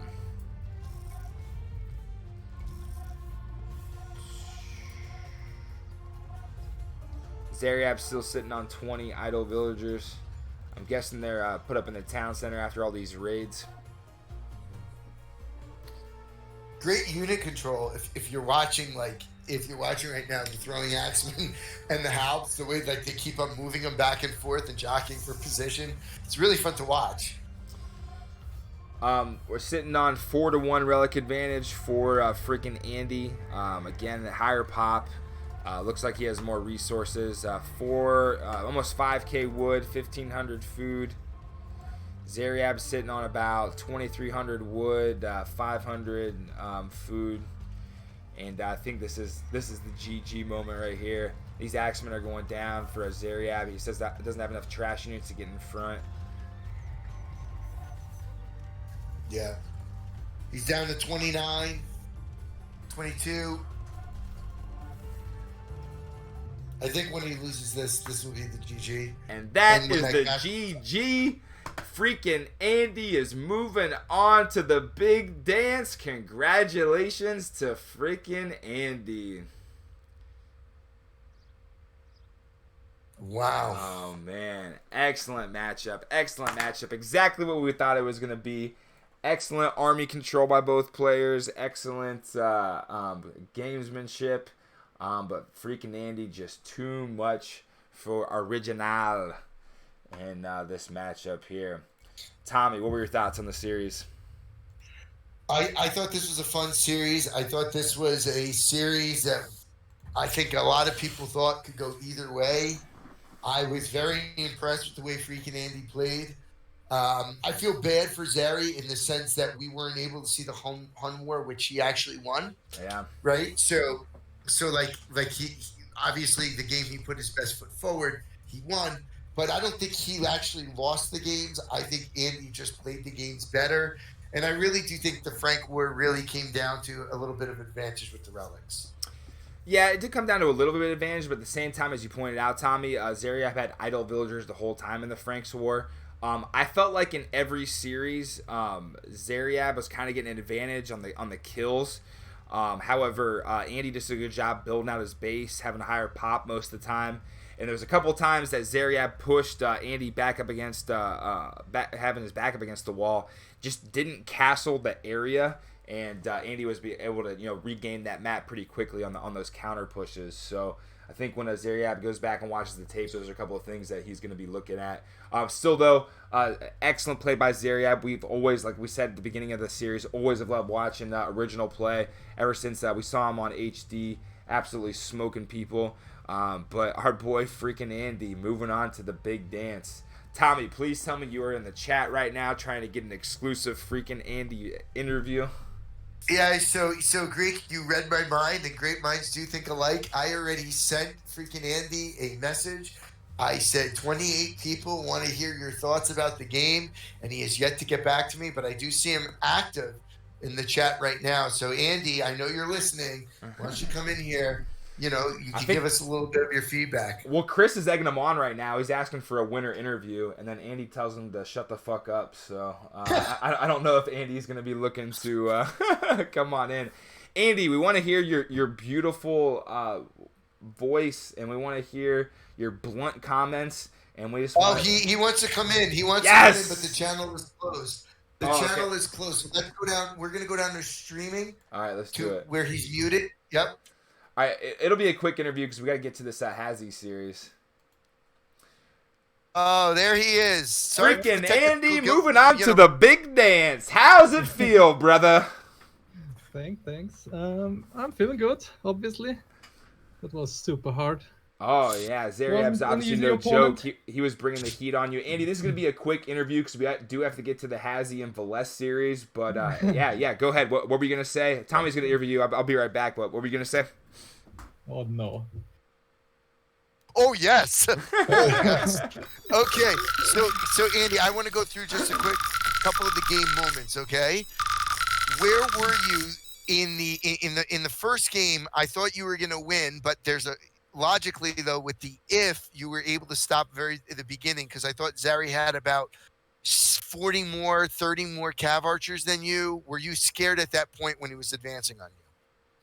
I was scared, but I know that a lot of people don't dance with their hussars. I did it, and then I could trade. I could take good trades even with less Cav archer numbers, so it was actually fine. Yeah, people don't do it because it's kind of hard to do. And by the way, we've coined it the Hussar Shuffle.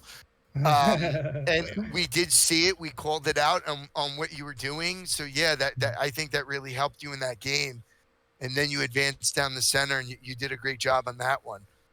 But I struggled in every game in the start, I think. Like, especially in the Vikings War, I think he could have gotten the lead.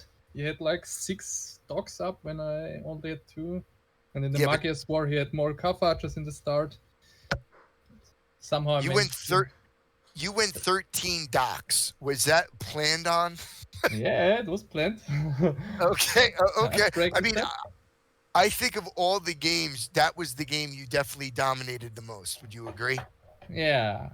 I mean, I could have lost if he went for more dogs, I think. Because in the start, he raided like 4 villages of me. Okay. Yeah. I think it just, obviously he didn't practice that one, and I did, so.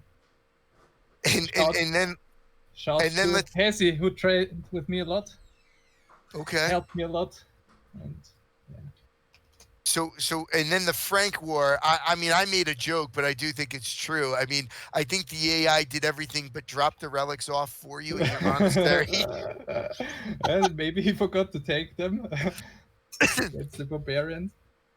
Yeah, and I do think that you had that little sneak, like those 3 stables up north, which when he did advance in the center, you started raiding him at the perfect time, which I think that really killed any chance of a comeback. What do you think? Yeah, that gave me a lot of pressure on him. If he denied that castle in the start with like 1 paladin or anything, might have gone another way because the map was not in favor for me, I think, because I had only 3 golds and all were forward, and he had like 5 golds on his side. Hmm. But somehow I got the castle up there, and then I can chop the gold and get some sneaks in. Yeah. And at that time, when I have such stables, I can just wall in my base, free raid him, and he can't raid me, so I'm always in the advantage. Okay. Well, listen, I thought you played really well. Tell me Thanks, real man. quick, because some of us couldn't see it because there was a technical difficulty. Hun War, like what happened there? Because no one saw it. Han War. It was actually he got the market pretty early, which I didn't expect. And yeah, he had mass army at the start. I somehow managed to survive, but then he like raided me all the game, and my economy was bad, like 30 minutes long, and he dominated that one. I mean, I don't know how long it took. What did you do in the meanwhile? Thought it was like 30 minutes game. I was showing everybody all the football and basketball cards that I bought, and letting people know that Yeah. we're gonna be doing raffles on Greek TV for all the subscribers out there. You should learn to spec games, guys. It was not on private because it's shown in my match history. I just checked it. Well, I'm gonna have a okay. sternly written letter to Steam because we do know how to go to the spectators tab. I mean, I know I'm a noob, but I do have that part figured out. So Andy, since we should learn how to spec games, how about you teach us? You could stay with us for this Hazzy series if you would like. Oh, all of a sudden it's not that easy, is it? I prefer to watch. You're doing a great job. You don't need a third one, I'm sure. So But the Huns were to get it one back. It was like Frank's were just at the opposite style. I think it was like he got the hill and he raided me all game, and then Frank's were I got the hill and I raided him all game. So it was pretty much the opposite scenario. We love the move that you had, getting those stables up in the corner in the Franks War. I mean, you harassed them the whole time. Zaryab kept having idle villagers. I don't know, we didn't really identify them on the map. I think they were just stuck in the town center, scared of getting their head chopped off by those cavalry coming in.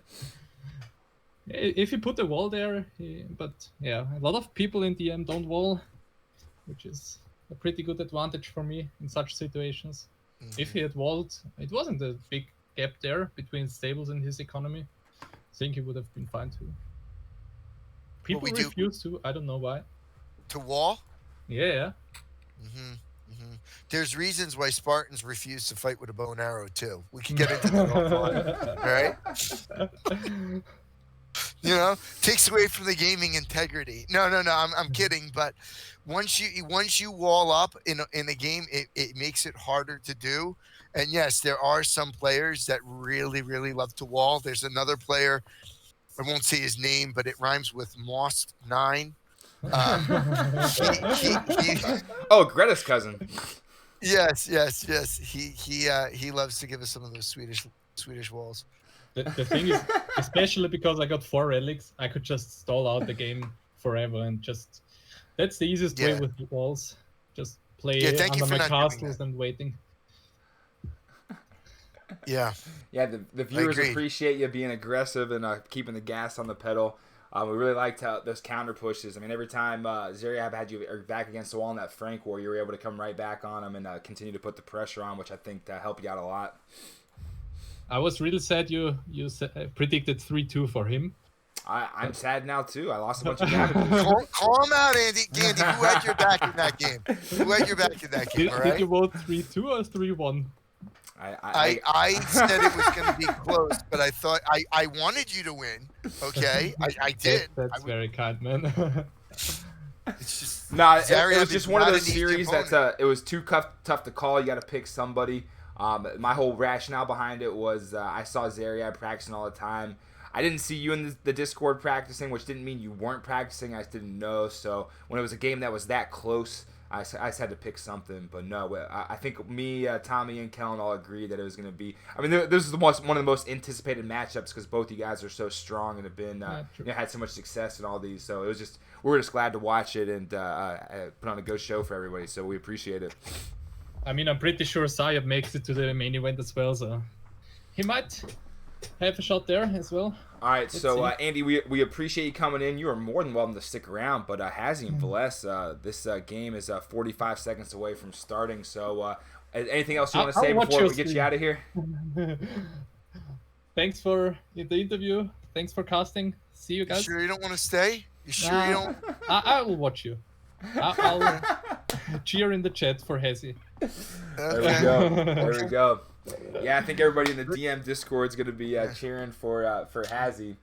Yeah, we got 23 Hazzy going up against number 38. Right, thank you very much for stopping you. by, Andy. We definitely appreciate it. Number 23 Hazzy going up against number 39 Villese. We are 10 seconds away. Tommy, you got to pull it up on your screen yet? I do. Yeah, I'm 5 seconds away now. Looks like we're going to be very nice and timed disappointed. up. I wanted to ask him about if he was iced or not when he was playing the barbarian. Oh, we did. We forgot to get to that. We didn't have time.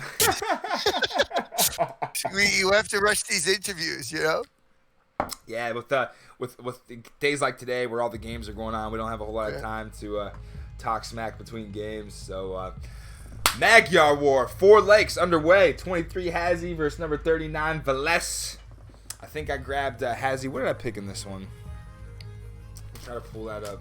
I feel like we've seen this before, but all right, we've got 4 stables by Hazzy, 3 barracks, and 5 archery ranges, and coming from however we pronounce this guy's name, Villese, 4 stables, 4 barracks, and 8 cavalry archery. 8 archery ranges. So hopefully Hazzy will add some more buildings, but we'll see. We'll go ahead and just pronounce his name differently every time. How about that? Yeah, that's we'll be wrong. We'll be right about 1/3 of the time. You know why I don't know how to pronounce his name? Why is that? Because it's not important to me. It's just not important. That's the savagery you're expecting Hazzy here. might get 2 villagers. What'd you say? That's the savagery you're going to expect here on Greek TV. Villese out to a 10-pop advantage early on. Looks like he's putting a little pressure on Hazzy's base. Looks like he has one, about the same, 7 villagers right now. So I think Hazzy's been able to snipe a couple of these villies up front, which is going to help him out. Both players still kind of putting the pressure on. Looks like they about now both stabilized. Now it's a run for this monster hill right here in the middle. Looks like Hazzy's getting his rally point stuck up there and getting ready to set up an army to wait for Villese to come up. Good job by Hazzy getting Villese popped out at 65 right now. We'll see if he can get the rest of his army up here and take on this first big engagement. And I don't like the fact that Villese has, I think, 6 archery ranges up and Hazzy only has 3. Ugh. So he's going to have to be working the new Hussar Shuffle very well if he's going to have any chance. So he has trained, you know, we heard Andy say he has trained with Hazzy. So hopefully that will be something that it will be okay to do. Like he will be good at it. But it does not look like it's something easy to do, too, on the micro level. So I'm seeing 6 ranges by Hazzy, and we see a move here to the side. Looks like Villese is trying to come around and snipe some villies. And looks like Hazzy's going to try to take the side hill rather than try to fight for the one in the middle. probably a good move to have a more efficient KD rather than just trying to go in full bore into the middle there. I think Hazzy also realizes there's a couple goal piles here up north that maybe it's better just to kind of go ahead and fall back and get a good fortified position rather than trying to get too aggressive too early and wasting too many units. Hazzy's sitting about 160 pop. Meanwhile, Villese is about 130. Although we need a couple more houses here by Hazzy so he doesn't doesn't stay popped out. Yes, yeah, and one villager pop. That's it. So one villager pop difference. So Hazzy's doing something with his mounted men. He kind of split them off from the rest. Do you see that? Going for the hill, and now he's coming back down. We got an excellent raid coming in by Hazzy on the side, though. Snipes a town center. Oh, dude, that is a raid and a half. Yeah, that is, dude. Looks like he's going to be able to take the north and shut it down for Villese. This is a huge move. Hopefully, Hazzy doesn't lose too many villagers here trying to take the middle. Oh, excellent snipe to stop that castle by Hazzy as well. He's making some expert moves right here. Villese is going to be able to take this monster hill here in the middle, but Hazzy's made a couple of important moves to slow down. And a huge engagement here up north. I think looks like Hazzy's pulling out. I don't know. I think he might have won that one. No, maybe not. Looks like there's a huge swarm of paladins there. Yo, it's 30 units to 40 paladins. So he was smart to pull out. He's gonna try to meet him up with halbs now. Let's see if Hazzy's able to do. I think he ran him the other way, but that's okay. Yeah, I think while Hazzy made a couple of good moves there, I think he lost too many units in the process, so might not have been worth it.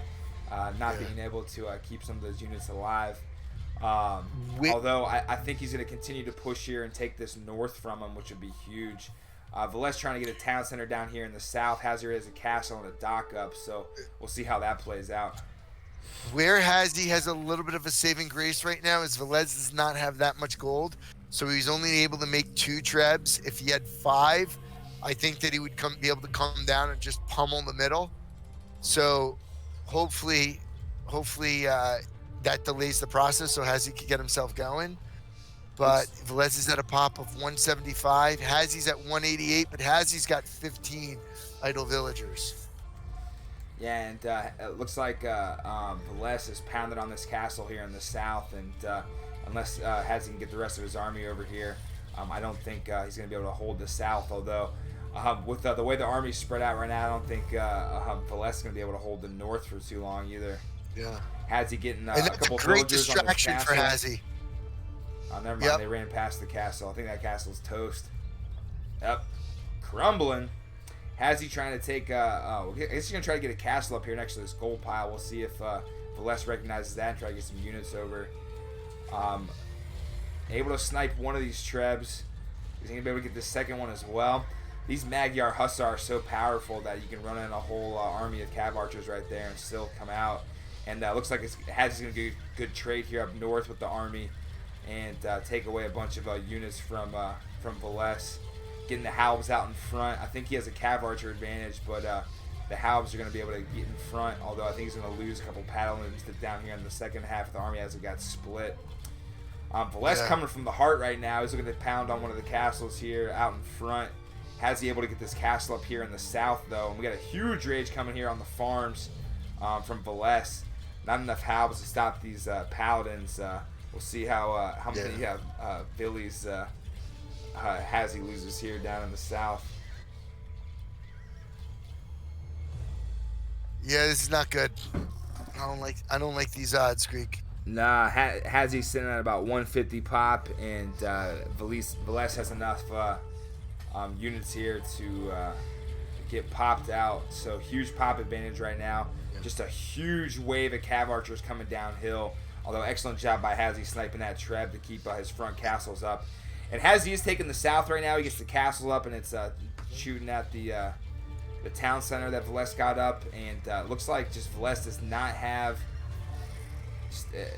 doesn't have any. He has one Treb out right now, and he's completely popped. So as long as Hazzy's able to get these Phillies down, it's gonna be hard for him to take down a castle. He'll have to take out some of his army to get some Trebs out. Hazzy, like the difference is in this game though is Hazzy is using Halbs to try to rush the Cav archers, whereas Andy was able to use the Hussar shuffle, which really made a big difference, right? So like if he's not going to be able to work the Hussar shuffle, it's not going to work. It's not going to work. Hazzy has a bunch of fishing ships out in the back right here. We don't see any fishing ships from Villese at all. Not really taking advantage of the Four Lakes map, giving you that opportunity to get food quick without spending time trying to get all these farms up. Villese is popped too, and he has 101, and he did not grab any relics yet. It looks like he's about to grab the relics now. Hazzy's still putting pressure on the north here. He's giving up the south, which I don't know if it's the best move because there is a gold pile down here. But it looks like Hazzy's going to be able to build up a mining camp and start taking this gold. And then I think as Villese takes the south, Hazzy's working on taking the north. We'll see if Villese shifts his army over or if he tries to just go through the base. Strong matchup right now. I think Villese has a higher score right now, but I could still see this going either way. Villese has a little bit larger of an army up here in the north, so we're going to expect an engagement. I think he has a better eco too. I think he's got about 2,000 more of each resource than Hazzy. So again, he just doesn't have an answer for these Cav archers, and that's just going to cost him, I think. Yeah, there goes down a Treb. Castle's going to stay alive, and yeah, Hazzy better pull out of here, else he's going to lose his whole Cav archer army.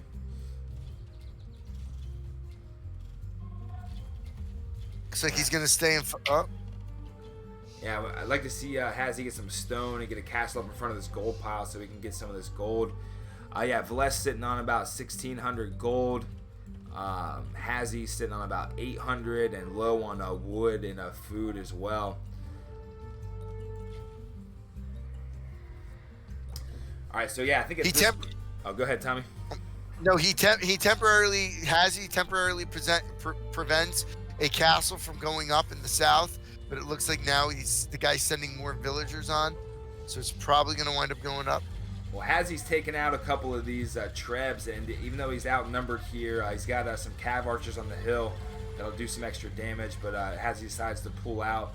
We do see a monk here by Hazzy trying to help heal those Cav archers, but he gets sniped as he tries to retreat. Nothing wrong with an afternoon prayer. All right. We got a raid coming up on the east part of the map. A couple of Hussars coming in to snipe some of these Villes. Villese trying to throw up another castle, get the picket fence going. If that castle goes up, that's going to be hard to swallow. That's going to be tough. Yeah. Because Hazzy has nothing to knock it down. Hazzy's got 38 idle villagers. Ooh. 15 now. 15 now. Looks like he found out about him, and yeah, I think he had a bunch of Villies up in his town center due to that raid. Yeah. Both players still popped out right now, massive armies. Although not really haven't been really taking a big engagements against each other. Still trying to conserve units. Would definitely like to see them be a little more aggressive and start taking them away. Yeah, Hazzy pulls his Cav archers back and then loses his Treb, which was pounding on that castle. And unless Hazzy gets some units up here on this front, castle's going to lose that. Looks like Hazzy was able to take this gold pile up in the north, and I think this cavalry is going to be able to take down the town center. But Villese is coming right down the middle now. Huge advantage. We'll see if Hazzy can get these Cav archers up and start picking away at this Cav archer army for Villese. Although having the hill and the castle on the hill as well, I think it's going to be pretty tough. Hazzy's got a couple of Trebs, although Villese got about 4 Villies repairing that castle. And Villese got some own Trebs of his own to start taking away some of these castles. And these Magyar Hussars snipe Trebs like no other. Yeah, but, and has he had some pretty good vision though to see to put the castle on the flank to try to knock down that castle too, right? Yeah. So like that was pretty good vision, like that was good, like not foreknowledge but foresight, to really look and say, hey, look, like I'm not going to fight this castle head on. I'll try to do it on the side, and Yeah. I do think right now that was a good delay in what's happening here. Now, Hazzy has enough to drop another castle, and so does Villese has enough to drop 2. So if he could come down, if he gets a castle right in the middle between the castle on the hill and Hazzy's town center, I think it's GG. Still a fairly Villese does have about a 4,000 score advantage right now, but it still seems like it can go either way. There's still, even though Hazzy hasn't been able to claim either the north or the south, he's done a good job of harassing Villese from that. But I think Villese is still going to be able to get all the gold from that gold pile up north, and Hazzy does have his villagers here on that gold pile in the northern middle part of the map, able to take that down. So just for you nerds out there that are wondering, all right, Hazzy has a 3-2 relic advantage. but I think you guys know that that's not going to be enough for what we're seeing right now. And again, it's just that Villese is controlling his army better. Villese gets a sneak dock down in the south, and he's got the fire ship out, taking away some of these fishing ships. And I think Hazzy sees the raid coming down, but Hazzy's definitely about to lose his castle here in the south. Hazzy does get a treb up. He's going to start pounding on the castle up front, and we have a zone raid coming in, getting these villagers off the wood and some of the food as well. So it's not a bad raid. It seems like each time that a player has a raid going, they send a equally effective raid to the other side. Although I think Villese has been owning the middle, and that's going to be the difference in this game so far. Although now he gets pinched here. Has he turn around and save some of these cav archers? Nah, he doesn't see it. And oh man, he loses half of that army of cav archers coming in. Excellent play by Villese. And right there. And he changed them. Ooh. That raid, now the raid was not worth it, you know? No, it wasn't. You can't trade 1-for-1 with villagers with cav archers with Magyars. Hazzy sitting on about 2k wood, under 500, and food and gold, and he does have enough stone for at least one more castle. Villese has enough stone for 2 more castles and got way more resources in the bank. 2,000 wood, 3,000 food, 2,000 gold. Oh man, yeah, I think Hazzy's in trouble on this one. Doing a good job of getting some raids here, picking off some of these villies. Villese is getting kind of low on villagers. It's about 75 right now. I think that might be a little bit too low for a Magyar war. I feel like you kind of want to be somewhere around between the 90 and 110 mark, depending on what your strategy is, style is. But yeah, these cav archers in the middle, just a huge swarm. Yeah. It's going to be hard for Hazzy to push. Hazzy does have about 120 villagers though, so I think he does have a chance to catch up on Eco somewhat, but like you pointed out, the relic advantage with Villese right now. No, Hazzy has the relic advantage. Oh, really? Hazzy has the relic advantage. All right. Yeah. But I just don't think he has much left. He doesn't have that many castles left. He doesn't have anything protecting the front of his base. Once Villese drops like that castle right in the front of the base, I think it's going to be GG. Yeah. If I'm Hazzy, I just walk to the bathroom, splash some water on my face, GG this game again for the next one. Yeah, try to get some home maps and hopefully try to steal one on Villese's territory. And Hazzy's capable of stealing a game from him. This isn't absolutely. This isn't the series. Like, for Andy, when we watched the... Yeah. Guess he got water sooner than I thought. Oh, Hazzy. All right, let's go ahead and head back to the main screen here. Villese, the lower seed, stealing a game off of Hazzy on the Magyar War. Hazzy will be able to pick Civ here coming up next.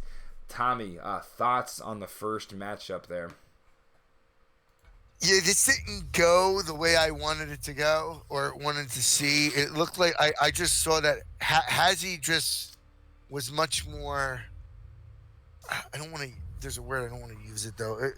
A little less was more careless of his villagers, so he was making moves where he was just losing an army. Yeah. You know, they were just good. You know, like boom, gone. And you can't trade like that when you're playing these RMers that are really good when it comes to unit control. Yeah, I think army control was the difference in that matchup as well.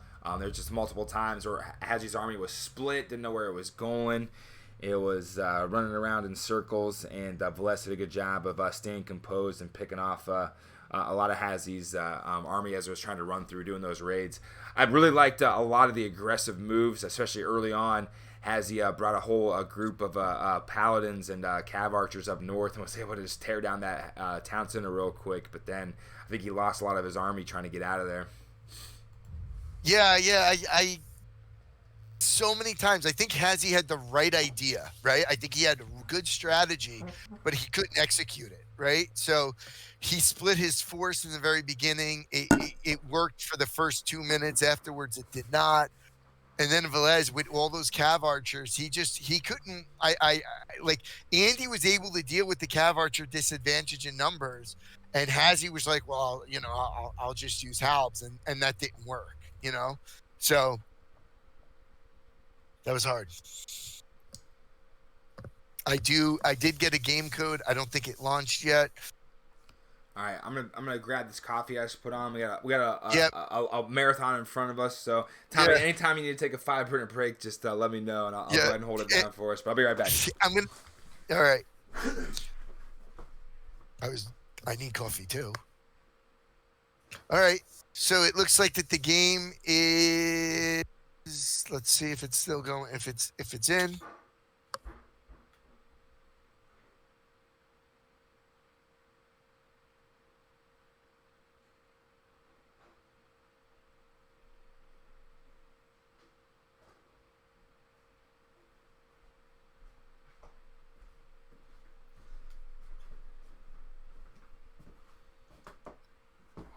So I do see the games. So, all right, what's the game code?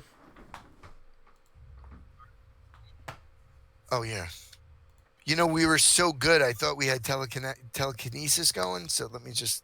My bad. All right, let's go ahead and fix this. Magyars, 4 Lakes, Villese stealing the game off our beloved Hazzy. And then where's the? Here we go. All right, did you see it? 1 second. I'll go ahead and grab it. We got a Kuman game. We got Kumans. Kuman. Hazzy going for the throat. Going for the throat. Yeah, I don't know. I thought, if anything, in that first game, Villese is the one that had the jump on Hazzy. So maybe Villese. We can't quite take the overrated RM tag off of Villese yet, but we did see him come out and play strong. I think Villese definitely had a better start than Hazzy in that game as well too. I feel like if you beat Hazzy in a series of 5, you're definitely not going to be an overrated. We will take the overrated tag off. We did. We but took not off of one game. We took the overrated tag off of Bacti last night. He somehow stole Boomstick's powers to create magic eco. So Bacti, you have Greek TV's respect. Mm-hmm. Are you in the game? No, you know what? It just freaking popped up, and I put in the code, and it just didn't do it. So yeah, I did that too, and then I hit refresh. Oh my god! I didn't even hit refresh this time, and it just left me. This is some crap. Steam is playing games with my heart. I tell you what. It's like Steam's like these girls on Bumble. They act all excited, and then when I go in for the kill, they're just like, I got something came up. This is brutal. Maybe I need to show these girls my football cards.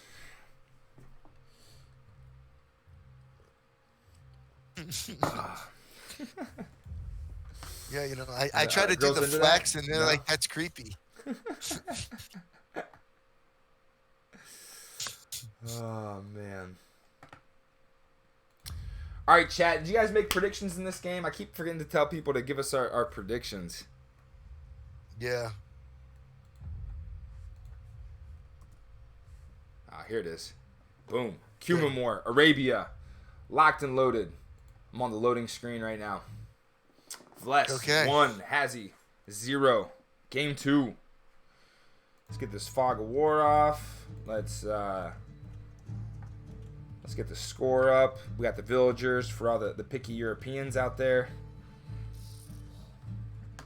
And Hazzy right in the base with a good jump with the scout. Are you at this point yet? I'm at 55. I'm at like 45, so I'm 10 seconds behind. Okay. Close enough. So Hazzy got 1 villager. And Villese is just running around his base with the scout. Yeah, the scout. So Hazzy decided to go with a 6 stable open, and Villese decided to go with a 8 stable open. Yeah, I think I want to mix some racks in there as well to get some of these pikes up there for defense.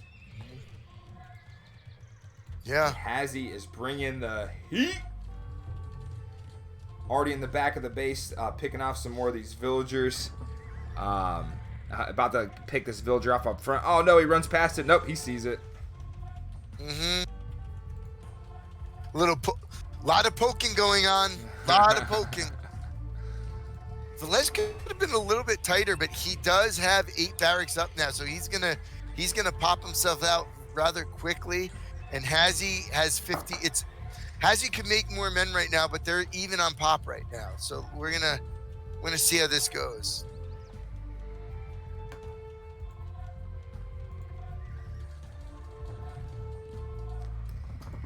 Yeah, it looks like Villese was able to steal more villies. Actually, they're both at 6 right now, so Villese is doing a good job of hanging with this DM world. I think Hazzy has a much larger Lancer army right now. Good job splitting these armies, chasing a couple of the Lancers looking to pick, and then looks like Hazzy's got to protect the west side of his base as well. Couple of villagers are going to go down here. Hazzy has a bunch of Lancers coming in. See if he can get in the back of the base and start picking off some of these villagers making houses. Yeah, they're right there. He's got him if he wants them. He could get another 3 if he moves down. But again, we have the eyes of a hawk right now. He just ran. Okay. Yep. There we go. You see what's going on? You see what's going on at the back of the base? Yeah, it looks like Villese is going to be popped out and doesn't have a castle up yet. We'll see if I know, Hazzy that's tries what to get Hazzy... into the kill. Yeah, Hazzy needs to see that. I think Hazzy he had too much of his army back here trying to handle only a handful of Lancers. But he does still have a huge amount of Lancers coming up here. And Villese is just about to get this castle up. But until then, the west side of his base is going to be completely exposed, and he's going to get some protection on the east side. Hazzy's just swarming him right now. He's sitting on about a 30 population advantage. Yeah. He's got Villese has a castle up now. Villese. Tomato.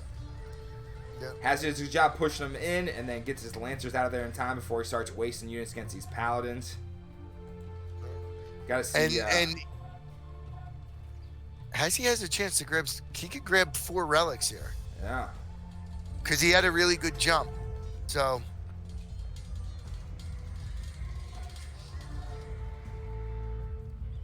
Couple of engagements. We got one here in the middle and one off to the west a little bit.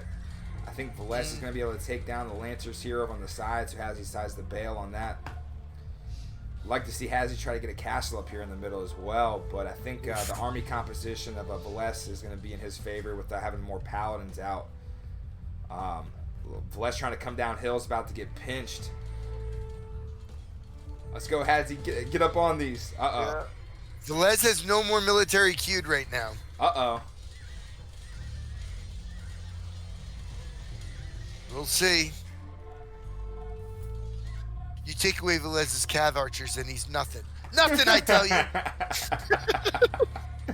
I said it.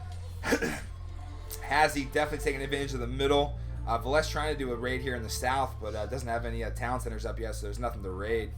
So Hazzy going to take a huge advantage with the position on the map here. We'll see if running these Lancers into this castle is going to be painful for him. I think Hazzy, again, took too much of his army back here for only just a handful of Lancers, especially with the castle protecting.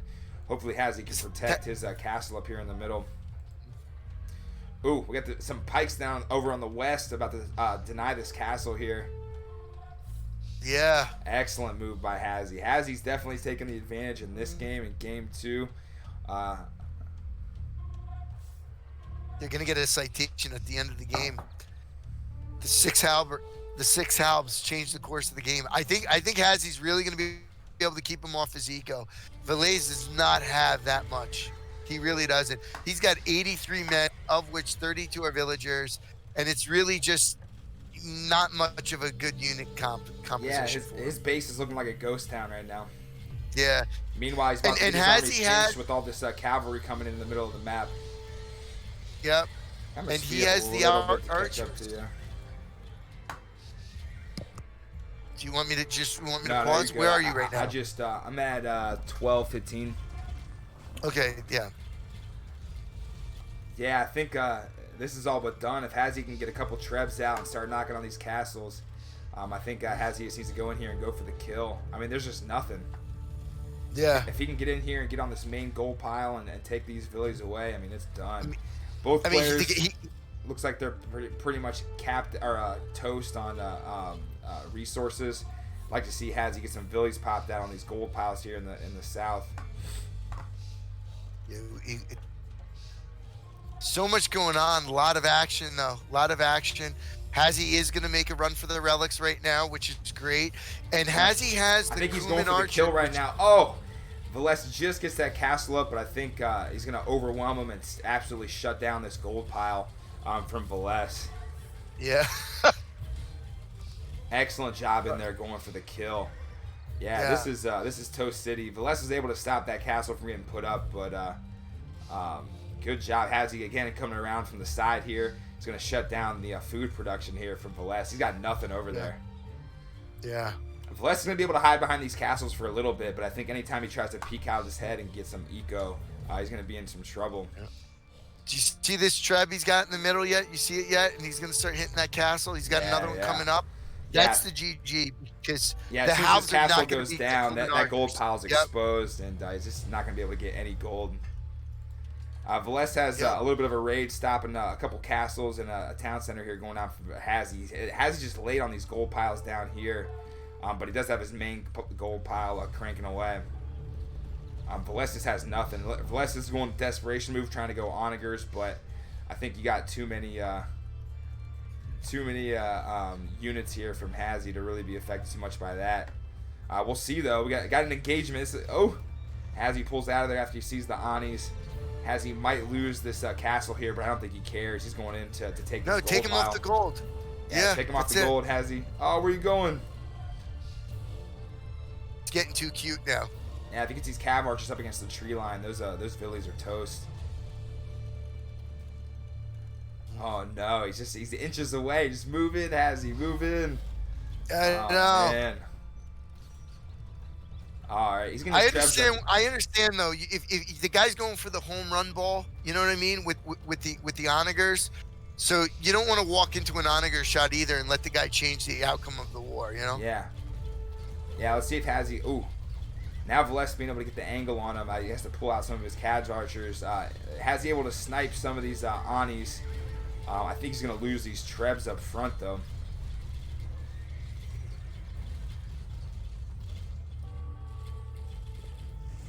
Uh-oh. Ani shots.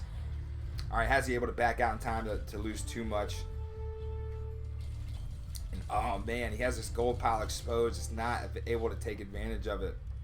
Got a couple paladins coming out here from the south, though, from Hazzy. I think he's going to be able to snipe a bunch of these trebs that Villese moved away from. Yeah, while his onagers are chasing these cav archers, Hazzy's either going for a raid or he has an opportunity to take down these trebs. Watch those onagers. Fire right here. Oh, what a move. Woo! Dipping and Those get diving, dicey. juking and jiving. Let's go, Hazzy. Yeah, we got some raids coming in from the side here. This is still a pretty even matchup, though. Actually, I take that back. Hazzy's got about a 40 pop lead, about 25 villager lead. All those Anis are done. Gold pile still exposed.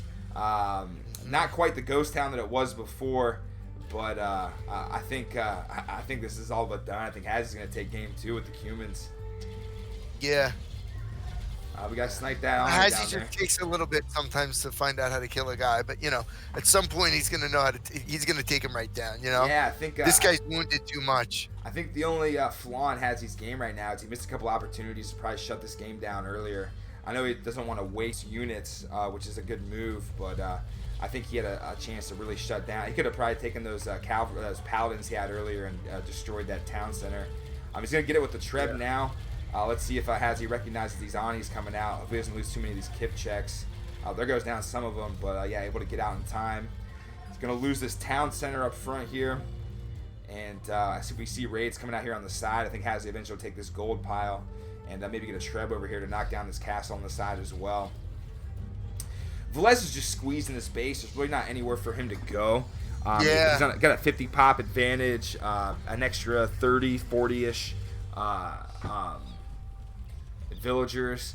Villese is going to get a castle up here on the side. I just don't know really how much it's going to protect. Although Hazzy backed off too far and that Treb's going down. But here's a couple of Ani shots and paladins coming in. The game changer right there. That's the game right there.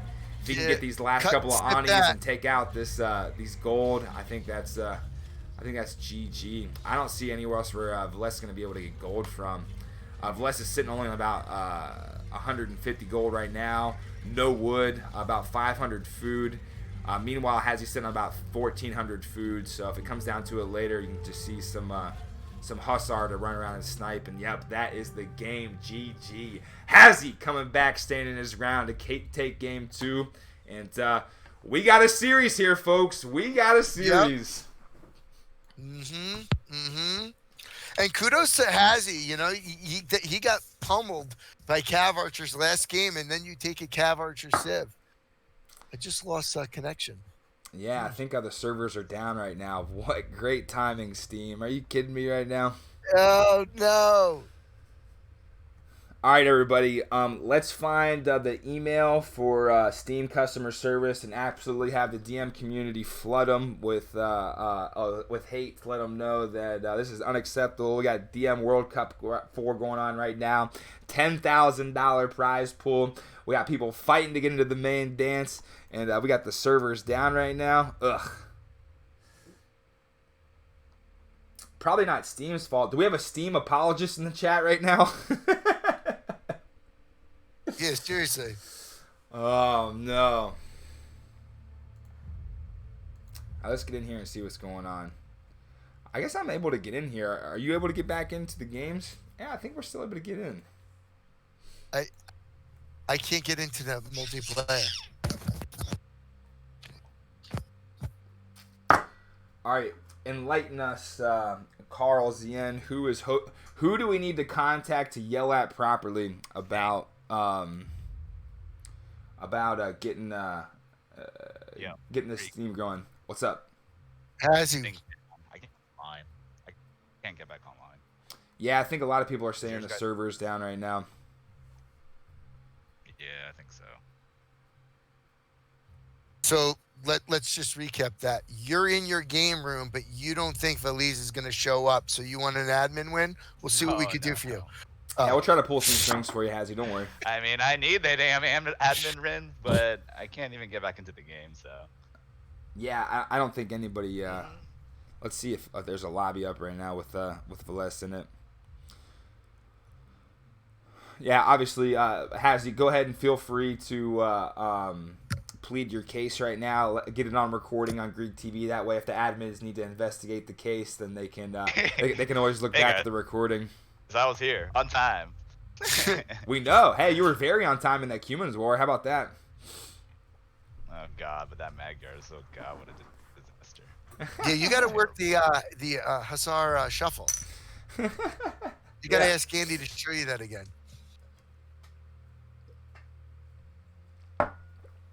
I just talked to Villese. He says his is down too. All right. We'll Well, just chill for a little bit, I guess. yeah. Here, I'm gonna go ahead and put us on mute right now. We're gonna get the timer up and. Yeah, I'm gonna take this moment to cook some chicken wings real quick. Yeah, I need to eat some food. I was trying to eat in between games, didn't have a chance. So everybody, we're just gonna go ahead. I'm just gonna put I don't know what do we have going on right now. I think text me if it winds up going. I'll be right back to check in periodically. Tommy, I'm gonna call you on the phone really quick. Oh, okay. All right, guys, we're gonna go on break in a little bit. I guess I'll just send a message in the Discord once we got the server back up. But yeah, we just got nothing going on right now. Sorry about that. Mm-hmm.